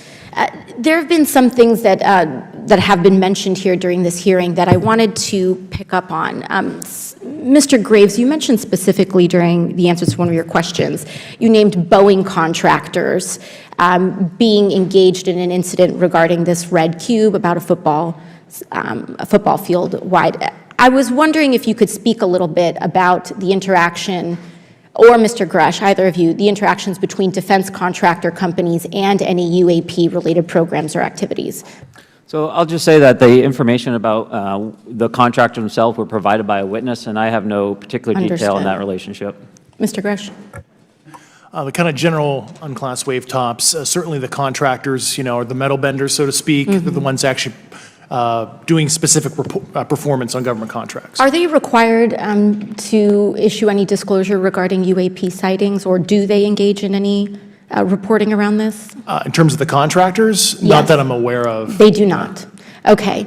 Now, when it comes to notification that you had mentioned about IRAD programs, we have seen defense contractors abuse their contracts before through this committee. I have seen it personally, and I have also seen the notification requirements to Congress abused. I am wondering, one of the loopholes that we see in the law is that there is, at least from my vantage point, is that depending on what we're seeing, is that there are no actual definitions or requirements for notification. What methods of notification did you observe? Like when they say they notified Congress, how did they do that? Do you have insight into that? For certain IRAD activities, I can only think of ones conventional in nature. Sometimes they flow through certain, I'll just say, SAP programs that have cognizant authority over the Air Force or something, and those are congressionally reported compartments, but IRAD is literally internal to the contractor, so as long as it's money, either profits, private investment, et cetera, they can do whatever they want. To put a finer point on it, when there is a requirement for any agency or company to notify Congress, do they contact the chairman of a committee? Do they get them on the phone specifically? Is this through an email to hypothetically a dead email box? A lot of it comes through what they call the PPR, Periodic Program Review Process, if it's a SAP or Controlled Access Program Equity, and then those go to the specific committees, whether it be the SAS, CASC, HISI. Thank you.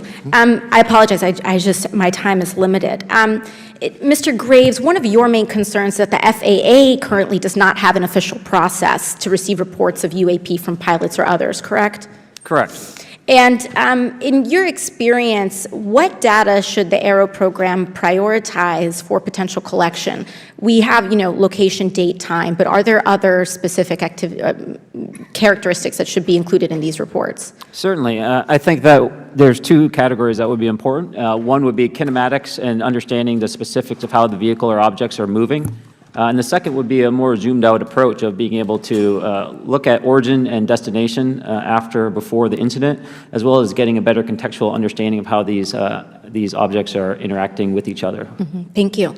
Now, because I only have a minute left, I apologize, we only have 5 minutes today, but for the record, if you were me, where would you look? Titles, programs, departments, regions, if you could just name anything. And I put that as an open question to the three of you. I'd be happy to give you that in a closed environment. I can tell you specifically. Thank you. Commander Fravor? And I would say, and I've told people that you have to know where to look. They're not going to divulge it to you because of the classification levels. But if you know where to look and who to talk to, which is exactly what Mr. Grush can point you, then you have them. Okay. Mr. Graves? I was an operator, so I was depending on folks like Mr. Grosh to do that homework. Okay. Thank you very much. I yield back to the chair. Mr. Biggs? Thanks, Mr. Chairman. I thank the witnesses for being here today. I'm over here. Thank you so much for being here. I want to get into specifics here, and the reason I'm going to go this way is because you've talked a bit about what I would call misdirection by official U.S. government with regard to UAPs, right? And so I'm going to get to that in a second. But last week, White House NSC spokesman John Kirby stated that UAPs are having an impact on our training ranges and need to be treated as a legitimate issue. Do you concur with the statements? That's for each of you. Yes. Yes. Yes. Okay. Now, having said that, I'm going to take you to specific instances around the Phoenix Valley, because that's where I live. In '97, we had the famous Phoenix Light case. I don't know if any of you are familiar with that. There were two things that went along with that, and the explanation was military training range off Luke and the Barry Goldwater Range. Do you know anything different other than the official explanation of those lights? Only what's in the public vernacular about it. That was outside the scope of my duties. And if we wanted to, just my question along with my colleague from New York, Ms. Ocasio-Cortez, if we wanted to find out more about that, where would we go to find the files, and who would we address? And are you going to tell me we need to go to a SCIF so you can tell us in a SCIF? I could potentially give you a vector on that. That specific case, I'm familiar with it in terms of public, but I give you a vector in closed environment, yeah. That would be good, thank you. So if it's true that UAPs are having an impact on training ranges, and this administration considers it to be a legitimate issue, what steps can Congress take to address training range impacts? And I say that having two very large training ranges in my state. And so we'll start with Mr. Graves and go on down the panel. Some of the initial procedures have been implemented, such as within the United States Navy, that have a range failure report that gathers information from pilots. I understand that a service-wide reporting mechanism is still pending. However, that would be a great next step, not only for gathering information, but for showing the troops that it is an acceptable topic and reducing the stigma. Okay, please, all of you continue. Yeah, as a recipient of a lot of those training range reports, sometimes we only get contextual kind of oral reporting. It'd be nice if they attached all sensor data and there's a system in place that can handle multiple classifications of data. And that's an issue with the F-35, right? That jet was never built to be an ISR platform. And it's a pain in the, we'll just say butt, to get that data off, so, yeah. Great, thank you. Yeah, I would agree with the previous two, being a user of those training ranges, that the data has to be out there. You have to acknowledge that you're seeing them, and then you have to collect the data. Right now, you get the report, someone says, I saw something, but no one collects the radar data to back it up and do research. Okay. Do you believe that the 2019 classification guidelines for UAPs interferes with the federal government's ability to be transparent with the American people? And do you think we need to be more transparent with the American people? All of you, yeah. I'll say yes to that. Yeah, I'm familiar with at least the UAP Task Force 2019 Security Classification Guide. I think it's fair. I did actually help author that with the you got a bias that way then. But I will say, I'll call it a lazy attitude about declassifying videos. I mean, I've seen some of the videos of the recent shoot down, and I saw no reason that couldn't have been released as long as they mask some data. The American people deserve to see that imagery in full motion video. I would think, well, in my opinion, I will say things are overclassified. I know for a fact the video or the pictures that came out in the 2020 report that had the stuff off the East Coast, they were taken with an iPhone off the East Coast. A buddy of mine was one of the senior people there, and he said they were originally classified at TSSCI. And my question to him was, what's TSSCI about these? They're an iPhone Right. literally off the vacapes. That's not TSSCI. So they're overclassified, and as soon as they do that, they go in a vault, and then you all have to look for them. Yeah, so with the overclassification, that may be one way. Are there other ways that the DOD or intelligence agencies are keeping this information from the American people or even from Congress? I think part of that has been not encouraging reporting. If the problem is not something that can be measured, it's not something that's going to be fixed. Okay, very good. Well, I'm out of time, and I thank you, Mr. Chairman, and I yield back. First of all, without objection, Representative Nick Langworthy of New York has waived on the subcommittee for purpose of questioning witnesses at today's subcommittee hearing. And then we go to Mr. Burleson. Thank you, Mr. Chairman. Appreciate you guys coming out today, testifying. Look, I've been here for 6 months, and I'm pretty skeptical. I don't trust anything in this town.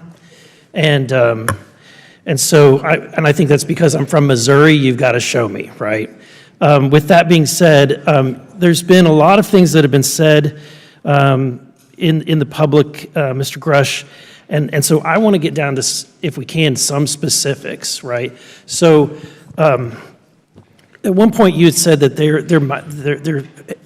has been harmful activity or aggressive activity.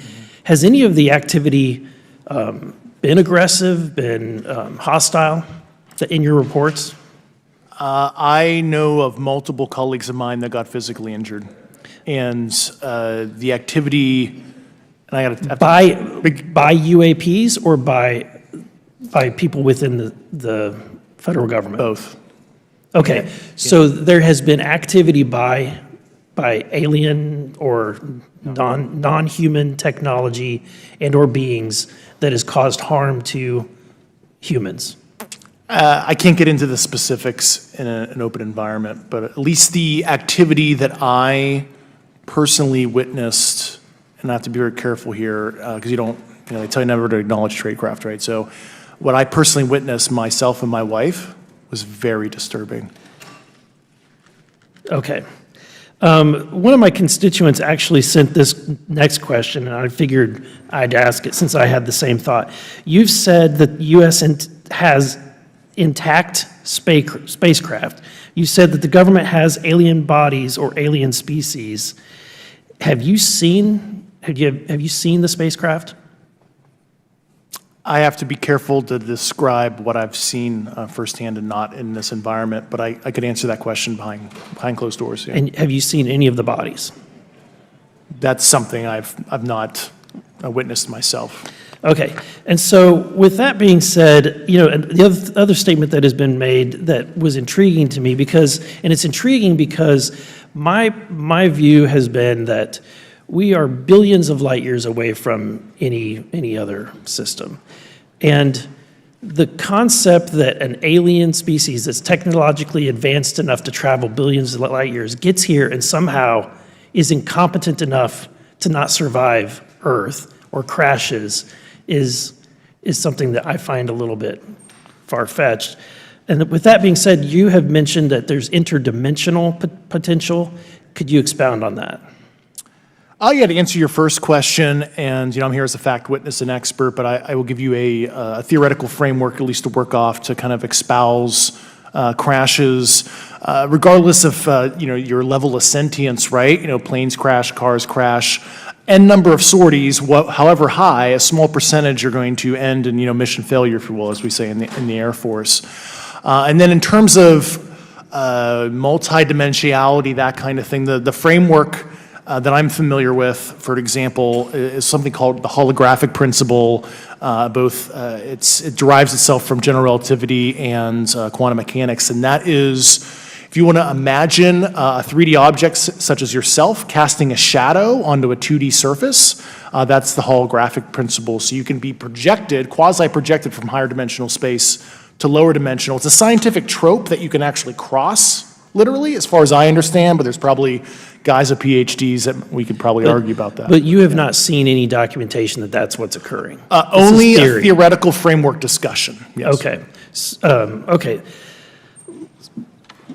Occam's razor is that these aircraft, have they been identified that they are being produced by by domestic, military and contractors? Is there any evidence that that's what's being recovered? Not to my knowledge, plus the recoveries predate a lot of our advanced programs that I previously am witting of, so. Would it be safe to say that there could be a scenario today where you have an aircraft that crashes and because it's been involved in one program from one federal agency, and but the agency that retrieves it is not aware of that program, and to them it appears alien in origin? I mean, that's a hypothetical situation. I'm not aware of any historical situation that would match that you described, so. You're not aware, it has not happened that you're aware of? That I'm aware of. Thank you, Mr. Chairman, I yield back.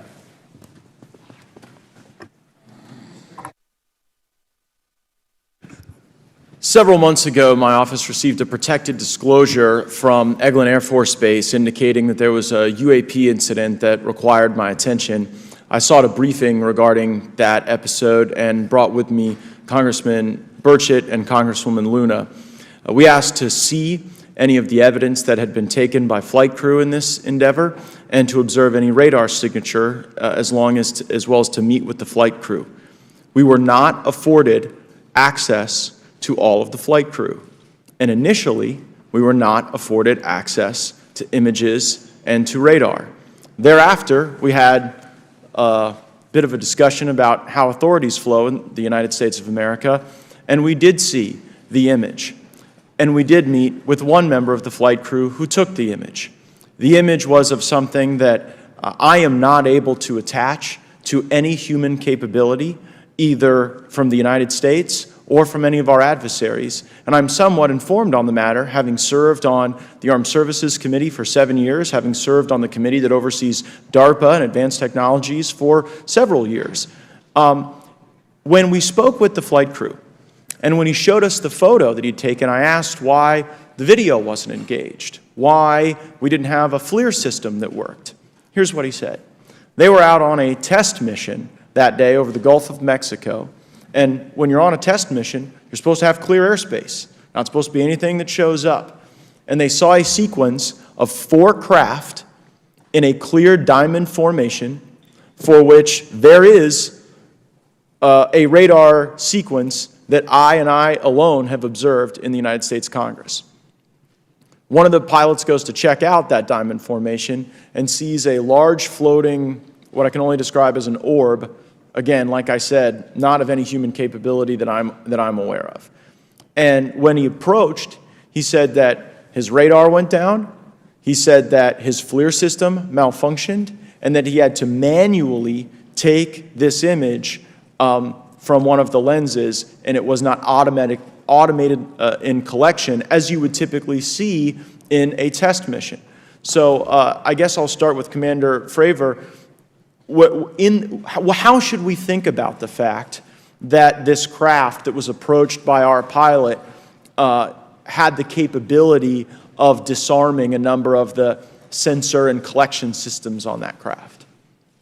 Well, I think this goes to that national security side, and you can go back through history of things showing up at certain areas and disabling our capabilities, which is disheartening. And for us, I mean, like I said, it completely disabled the radar on the aircraft when it tried to do it, and the only way we could see it is passively, which is how he got that image. So I think that's a concern on what are these doing, not only how do they operate, but their capabilities inside to do things like this. And how should we think about 4 craft moving in a very clear formation, equidistant from one another, in a diamond? In all of the phenomenon, perhaps, Mr. Grave, that you've analyzed, have we ever seen multiple craft in a single formation? I have one particular case, and that was during the gimbal incident. The recording on the AT FLIR system shows a single object that rotates. You hear the pilots refer to a fleet of objects that is not visible on the FLIR system, and that was something that I witnessed during the debrief as part of the radar data on the situational awareness page. I would like to add, however, Congressman, there's a small bit of anger, I would say I would feel that those pilots are still facing that difficulty in reporting this topic, and they don't have the tools to be able to mitigate this issue. It just goes to show how serious this is and why this is such an important issue for our pilots and for our nation. It was stated explicitly to me by these test pilots that if you have a UAP experience, the best thing you can do for your career is forget it and not tell anyone. Because any type of reporting, either above the surface or below the surface, does have a perceived consequence to these people, and that is a culture we must change if we want to get to the truth. Mr. Chairman, I would observe that perhaps as we move forward from this hearing, there are some obvious next steps. Every person watching this knows that we need to meet with Mr. Grush in a secure, compartmentalized facility so that we can get fulsome answers that do not put him in jeopardy and that give us the information we need. Second, I would suggest that the radar images that were collected of this formation of craft out of Eglin Air Force Base, and specifically the actual image taken by the actual flight crew that we can actually validate, be provided to the committee, subpoenaed if necessary, so that we're able to track how to get this type of reporting and analysis done in a more fulsome way. That would be my recommendation, humbly, as a guest here of the Fine Oversight Committee. I yield back. Ms. Mays. Thank you, Mr. Chairman, and good morning to our witnesses who are testifying today. I want to thank each of you for being here to discuss a topic of grave importance to our national security. Earlier this year, a Chinese spy balloon was shot down off the coast of my home state of South Carolina. Since the Roswell incident in 1947, many Americans have wondered about the dangers of unknown objects crisscrossing our skies, whether these are UAPs or weather phenomena, advanced technology from American allied or enemy forces, or something more out of this world. So my first question, I have several questions, and if we can just be quick on these first two, I'm going to ask each of you the same question, and then I'll get to each of you individually. The first one, when you reported your experiences with a UAP, did any of you face any repercussions with your superiors, yes or no? No. No. I've actually never seen anything personally, believe it or not. So. All right. And then do you believe there's an active disinformation campaign within our government to deny existence of UAPs, yes or no? I don't have an answer to that. As previously stated publicly, yes. I think previously with like Project Blue Book, yes, but currently I don't speak for the United States government. Okay, thank you. I have a few questions for Mr. Graves. What percentage of UAP sightings, in your belief, go unreported by our pilots? This is an approximation based off of my personal experience speaking with a number of pilots, but I would estimate we're somewhere near 5% reporting, perhaps. So like 95% basically don't report seeing UAPs. That's just my personal estimate. In the incident off Virginia Beach, do you believe the Navy took the danger to your aircraft seriously after it was reported? Absolutely. A few questions for Mr. Favor. As an expert naval aviator, have you ever seen an object that looked and moved like the Tic Tac UAP? No. Did the Tic Tac UAP move in such a way that defied the laws of physics? The way we understand them, yes.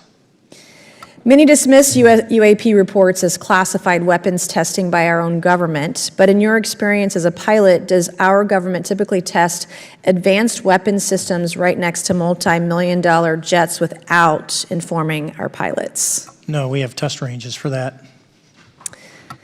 It took over 15 years for your encounter with the Tic Tac to be declassified. Do you feel there was a good reason to prevent lawmakers from having access to this footage?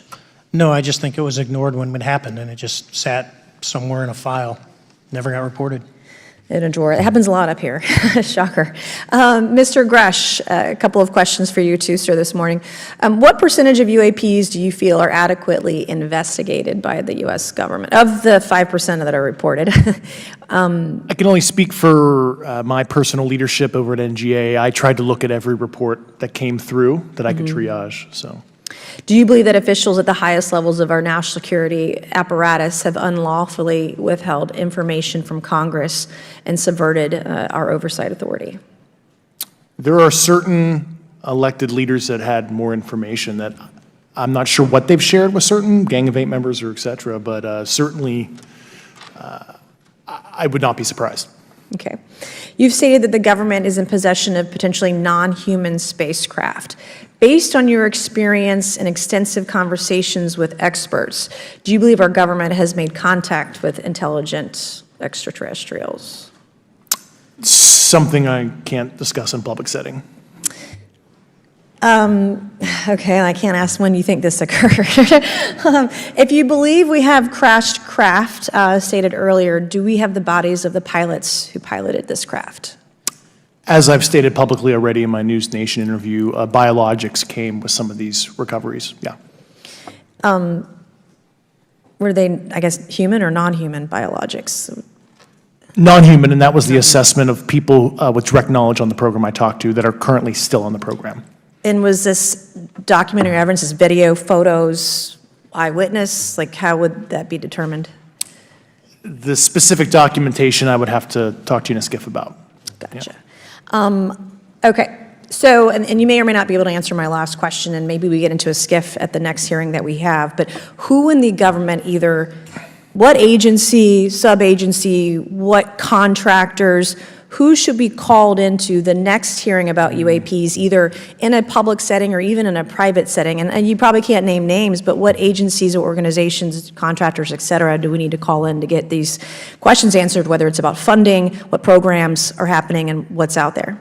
I can give you a specific cooperative and hostile witness list of specific individuals that were in those. And how soon can we get that list? I'm happy to provide that to you after the hearing. Super, thank you, and I yield back. Okay, now we have Mr. Langworthy. Is he here? Okay. Thank you very much. I'd like to thank all of the witnesses for being here today to discuss this very unique topic. And I'd like to jump right into my questions, if you don't mind. Commander Fravor, can you briefly describe your background? Yeah, I was an enlisted Marine, Naval Academy graduate, Navy, flew for 18 years, got a master's from University of Houston, and I've worked in the private sector for the last, 16 years, 17 years. I do a lot of defense work. So. Really gold-plated credentials. Commander Fravor, we have all seen the floating Tic Tac video that you engaged with on November 14th, 2004. Can you briefly talk about why you were off the coast of San Diego that day? Yeah, we were at a workup with all the battle groups, so we integrate the ships with the carrier, the air wing with the carrier, and we start working. So we were doing an air-to-air defense to hone not only our skills, but those of the USS Princeton when they had been tracking them for 2 weeks. The problem was that there was never manned aircraft airborne when they were tracking them, and this was the first day, and unfortunately, we were the ones airborne and went and saw it.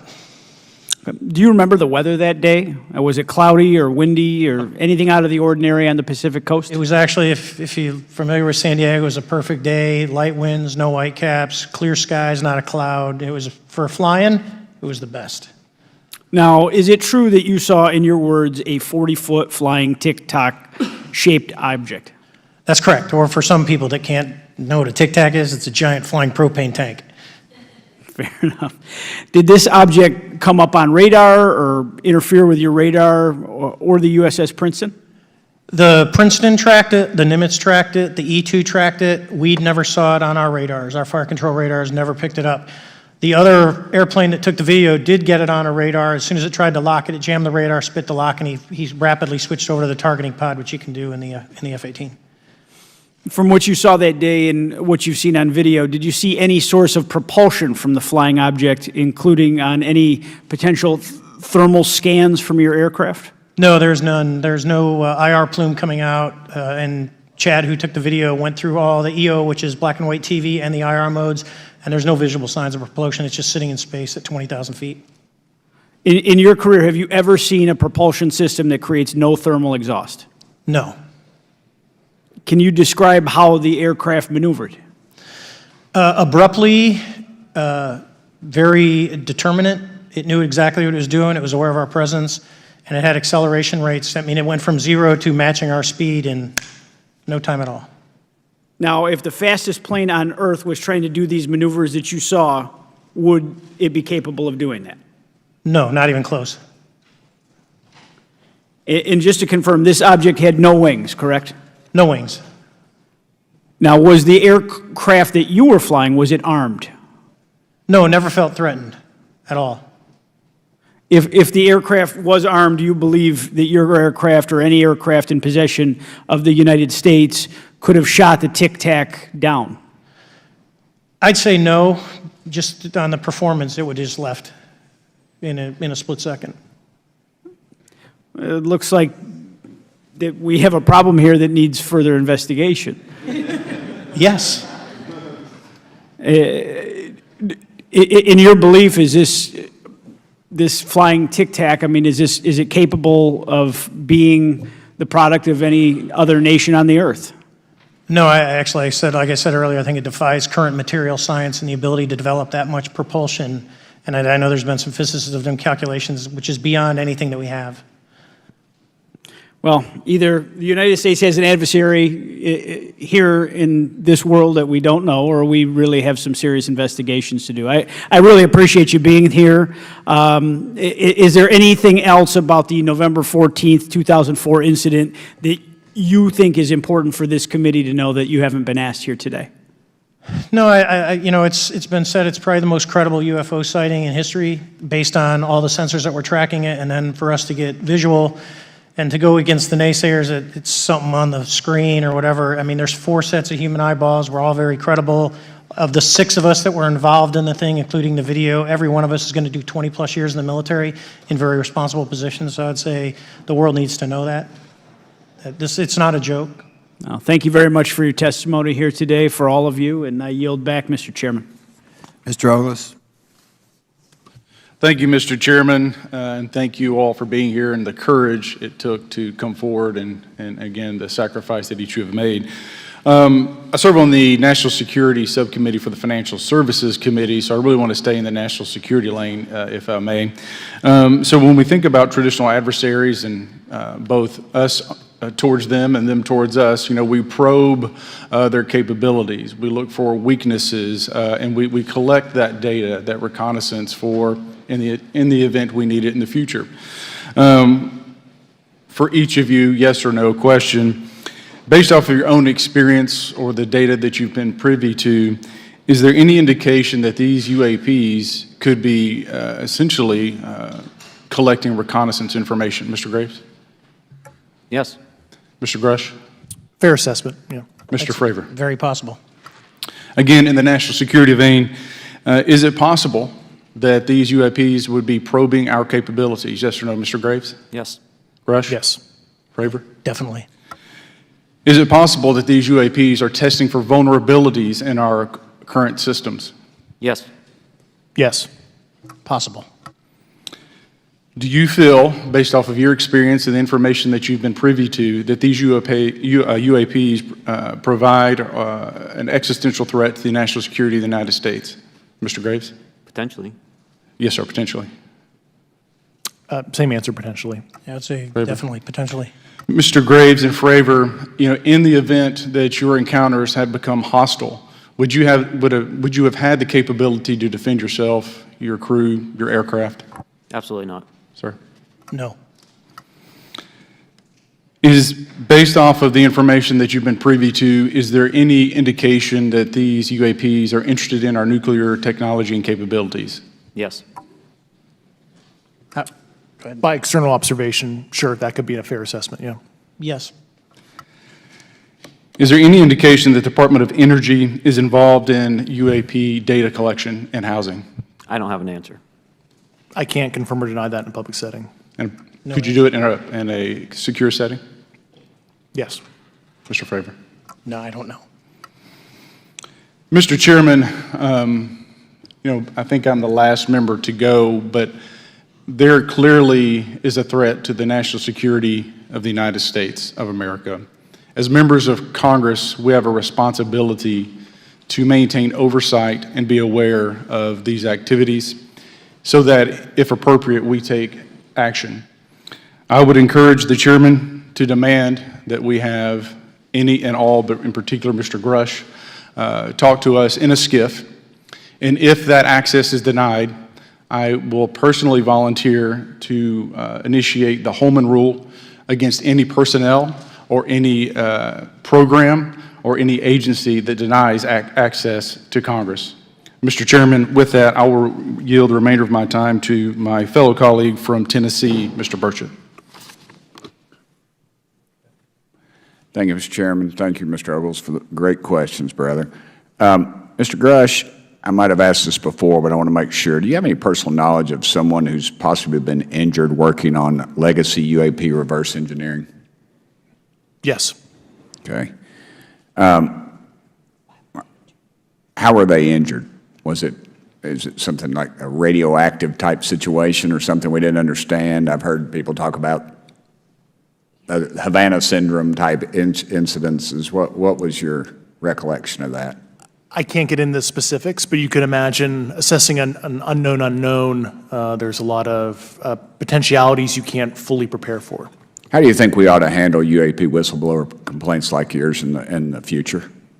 Yeah, there was some issue with mine. So, PPD-19 process, it goes to the Intel committees, either through PPD-19 or ICD-120. There's not a good way for the Intelligence Community Inspector General to provide that to other committees. And I asked my information to be sent to the House and Senate Armed Services Committee because there are Title X equities at play, but there was no smooth process to do so. Yeah. It's a trash can.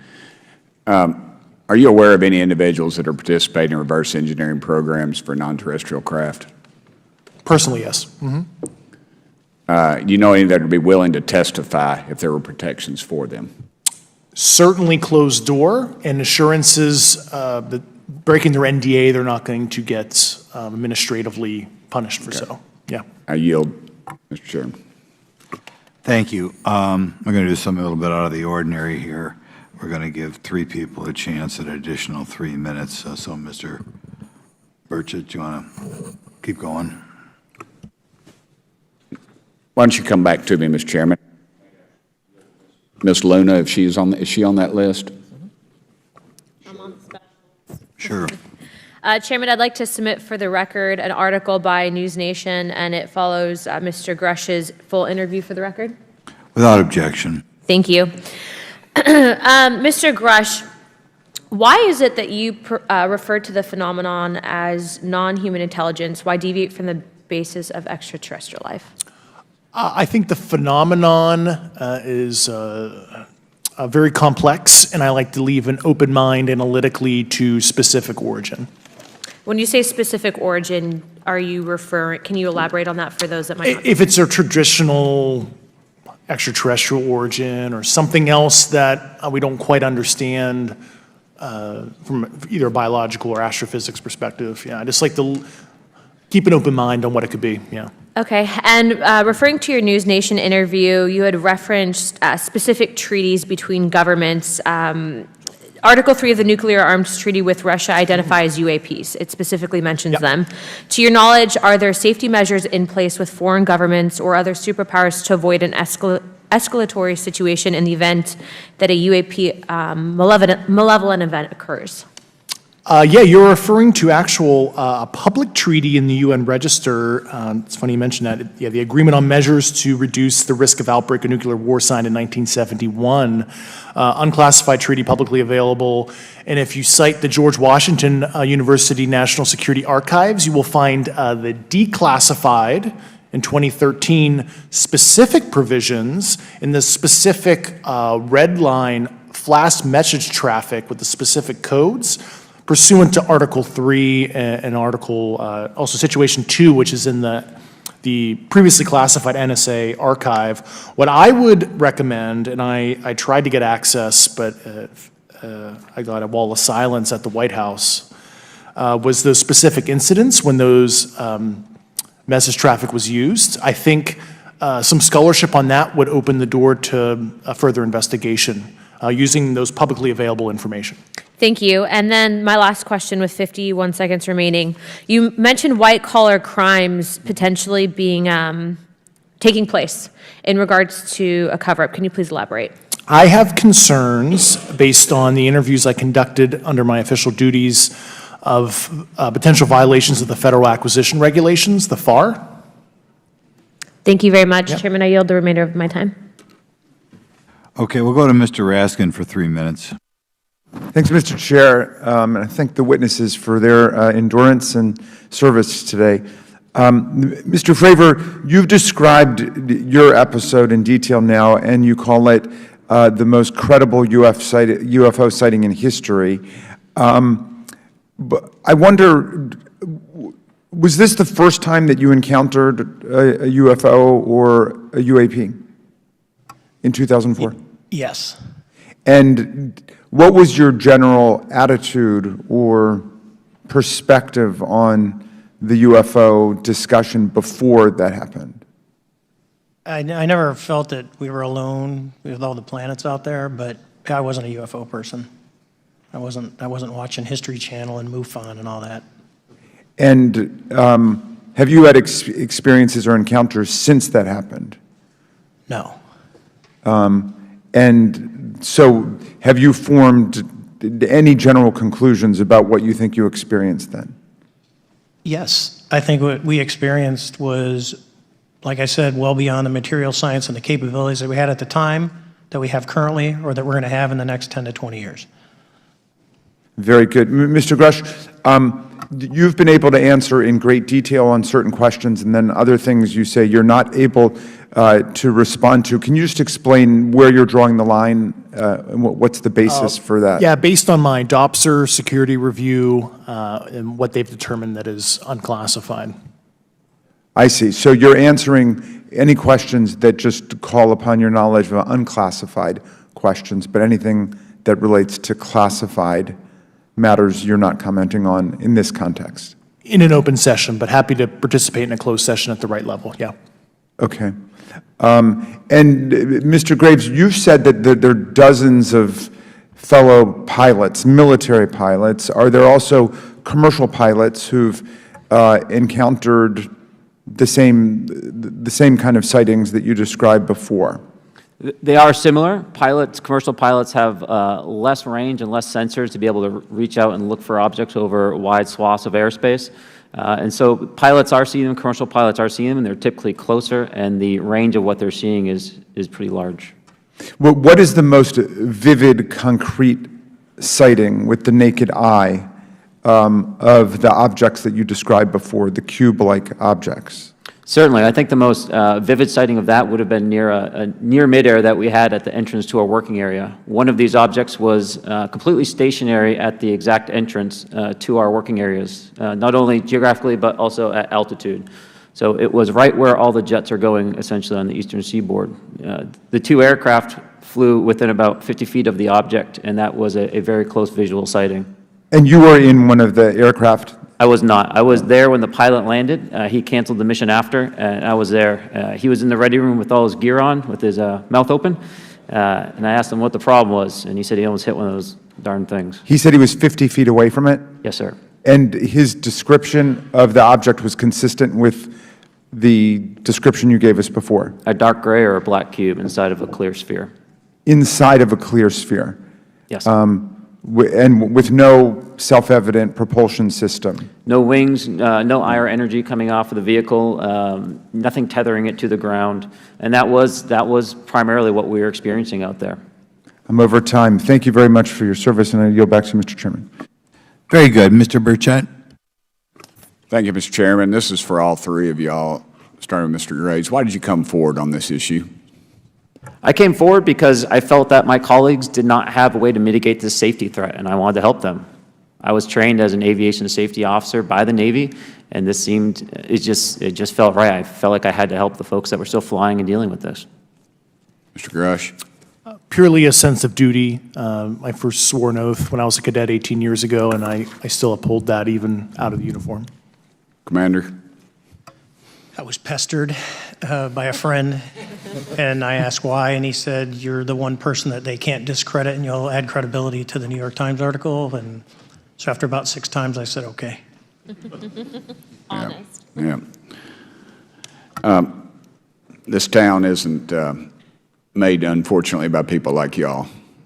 We thank y'all. And I do want to also thank the people in the audience and the people that are watching this that can't be, people all over the world that have kept this issue alive. You've endured criticism and derogatory remarks, and we're trying to get to the bottom of it. And so God bless y'all. Thank y'all so much. We really appreciate you guys and gals.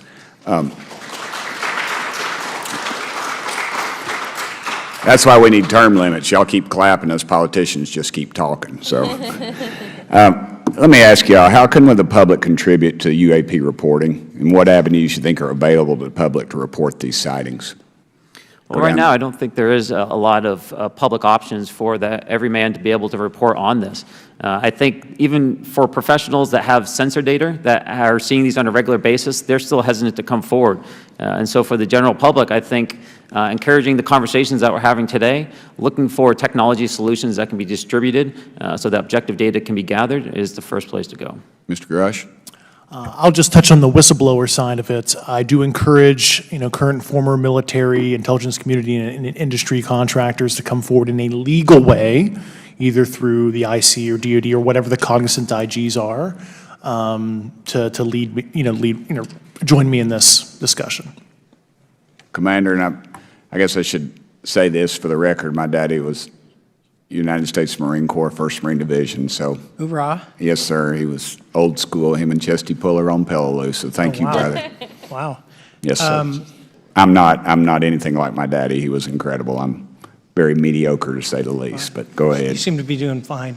Yeah. For me, I was an accident investigator, so the biggest thing that you learn, and I think that witnesses need to do is, one, don't try and make the fish bigger than it was. Stick to the facts.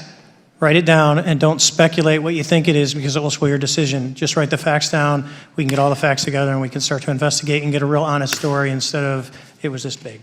Thank you all, and I want to thank everybody. We made history today. Mr. Chairman, I yield. Thank you much, Mr. Garcia. Thank you. I know now we're going to be making some closing remarks, and so I just wanted to say a few things. First, to our witnesses, I want to thank all of you for being here with us today.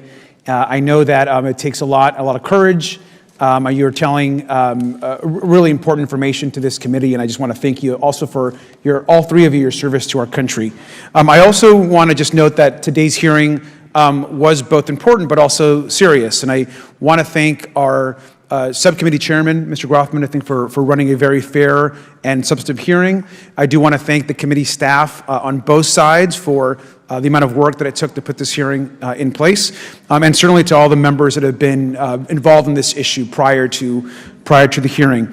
I also want to note for our witnesses and for the public that I'm a freshman member of Congress, and I've only been here for 7 months, but this is by far the most bipartisan conversation and discussion that I have seen happen in the Congress. And I think that a topic of this significance as it relates to our national security, as it relates to information that we're trying to gather for the American public, does bring people together, and I think that's been really great to see. I think it's also important to note for the public, today in our hearing, we had on our side also both our full ranking member, which is Mr. Raskin, and our vice ranking member, which is Ms. Ocasio-Cortez, both here at our hearing. I think it shows the importance and seriousness that our side of the aisle is taking to this important hearing, but also to the broader issue as it relates to working with our Republican counterparts on this committee. I want to additionally add that I think it's really important that we have and continue these discussions and these hearings. Clearly, there's a lot of information that we don't know, but it's also very clear that we have to continue our investigation and accountability on asking the right questions and ensuring that they're part of the public record. One thing that was important today is some folks might wonder, why are we asking questions that might already be out there or that have been asked before? It's important that they're asked and put into the public record as it relates to this committee. And so I want to thank you for, answering some questions multiple times. I know not just in maybe meetings you had with some members, but also here in the public. Let me also just add an additional note that it's important also that our friends in the media and those that are not just reporting on this hearing, but that have reported on this topic and that may in the future, the media has an important role in this process. And it's very important that the media engages, does independent investigation, and reports on not just what happened today, but what they see independently as what is happening around UAPs in the broader community. That is also an important public benefit that we have in trying to get the information and the facts as it relates to this. Let me also just say finally that as a teacher and an educator and a longtime teacher and researcher, that I also really believe in following facts, in doing your homework, and in making sure that you follow science as we try to get as most information as possible. And so I want to thank you all for agreeing to do that today. Transparency is a cornerstone of government. We live in a vast galaxy, a lot of unanswered questions, and thank you all for being here today. Mr. Chairman. Thank you. I'd like to one more time thank Mr. Burchett and Ms. Luna for bringing this to our attention. It's a topic that has interested me since I was in school. It was a very illuminating hearing. Obviously, I think several of us are going to look forward to getting some answers in a more confidential setting. I assume some legislation will come out of this. Sure. I apologize, Mr. Chairman. I need to compliment the folks in my office that did a lot of the work on this. Rachel and Noah sitting behind me here. They're very quiet and humble, but if without them, this thing would not have come off like it did, so I apologize. Thank you. I think we're going to want to look into what we can do to make more of this information public. I think there's certainly a time period after which it should always be made public, and people have been concerned about these issues, like I said, since I was in high school. But in any event, I'd like to thank everybody who was here, sticking through the entire hearing. Without objection, the members will have 5 legislative days to submit materials and to submit additional written questions for the witnesses, which will be forwarded to the witnesses for their response. If there's no further business, without objection, the subcommittee stands adjourned.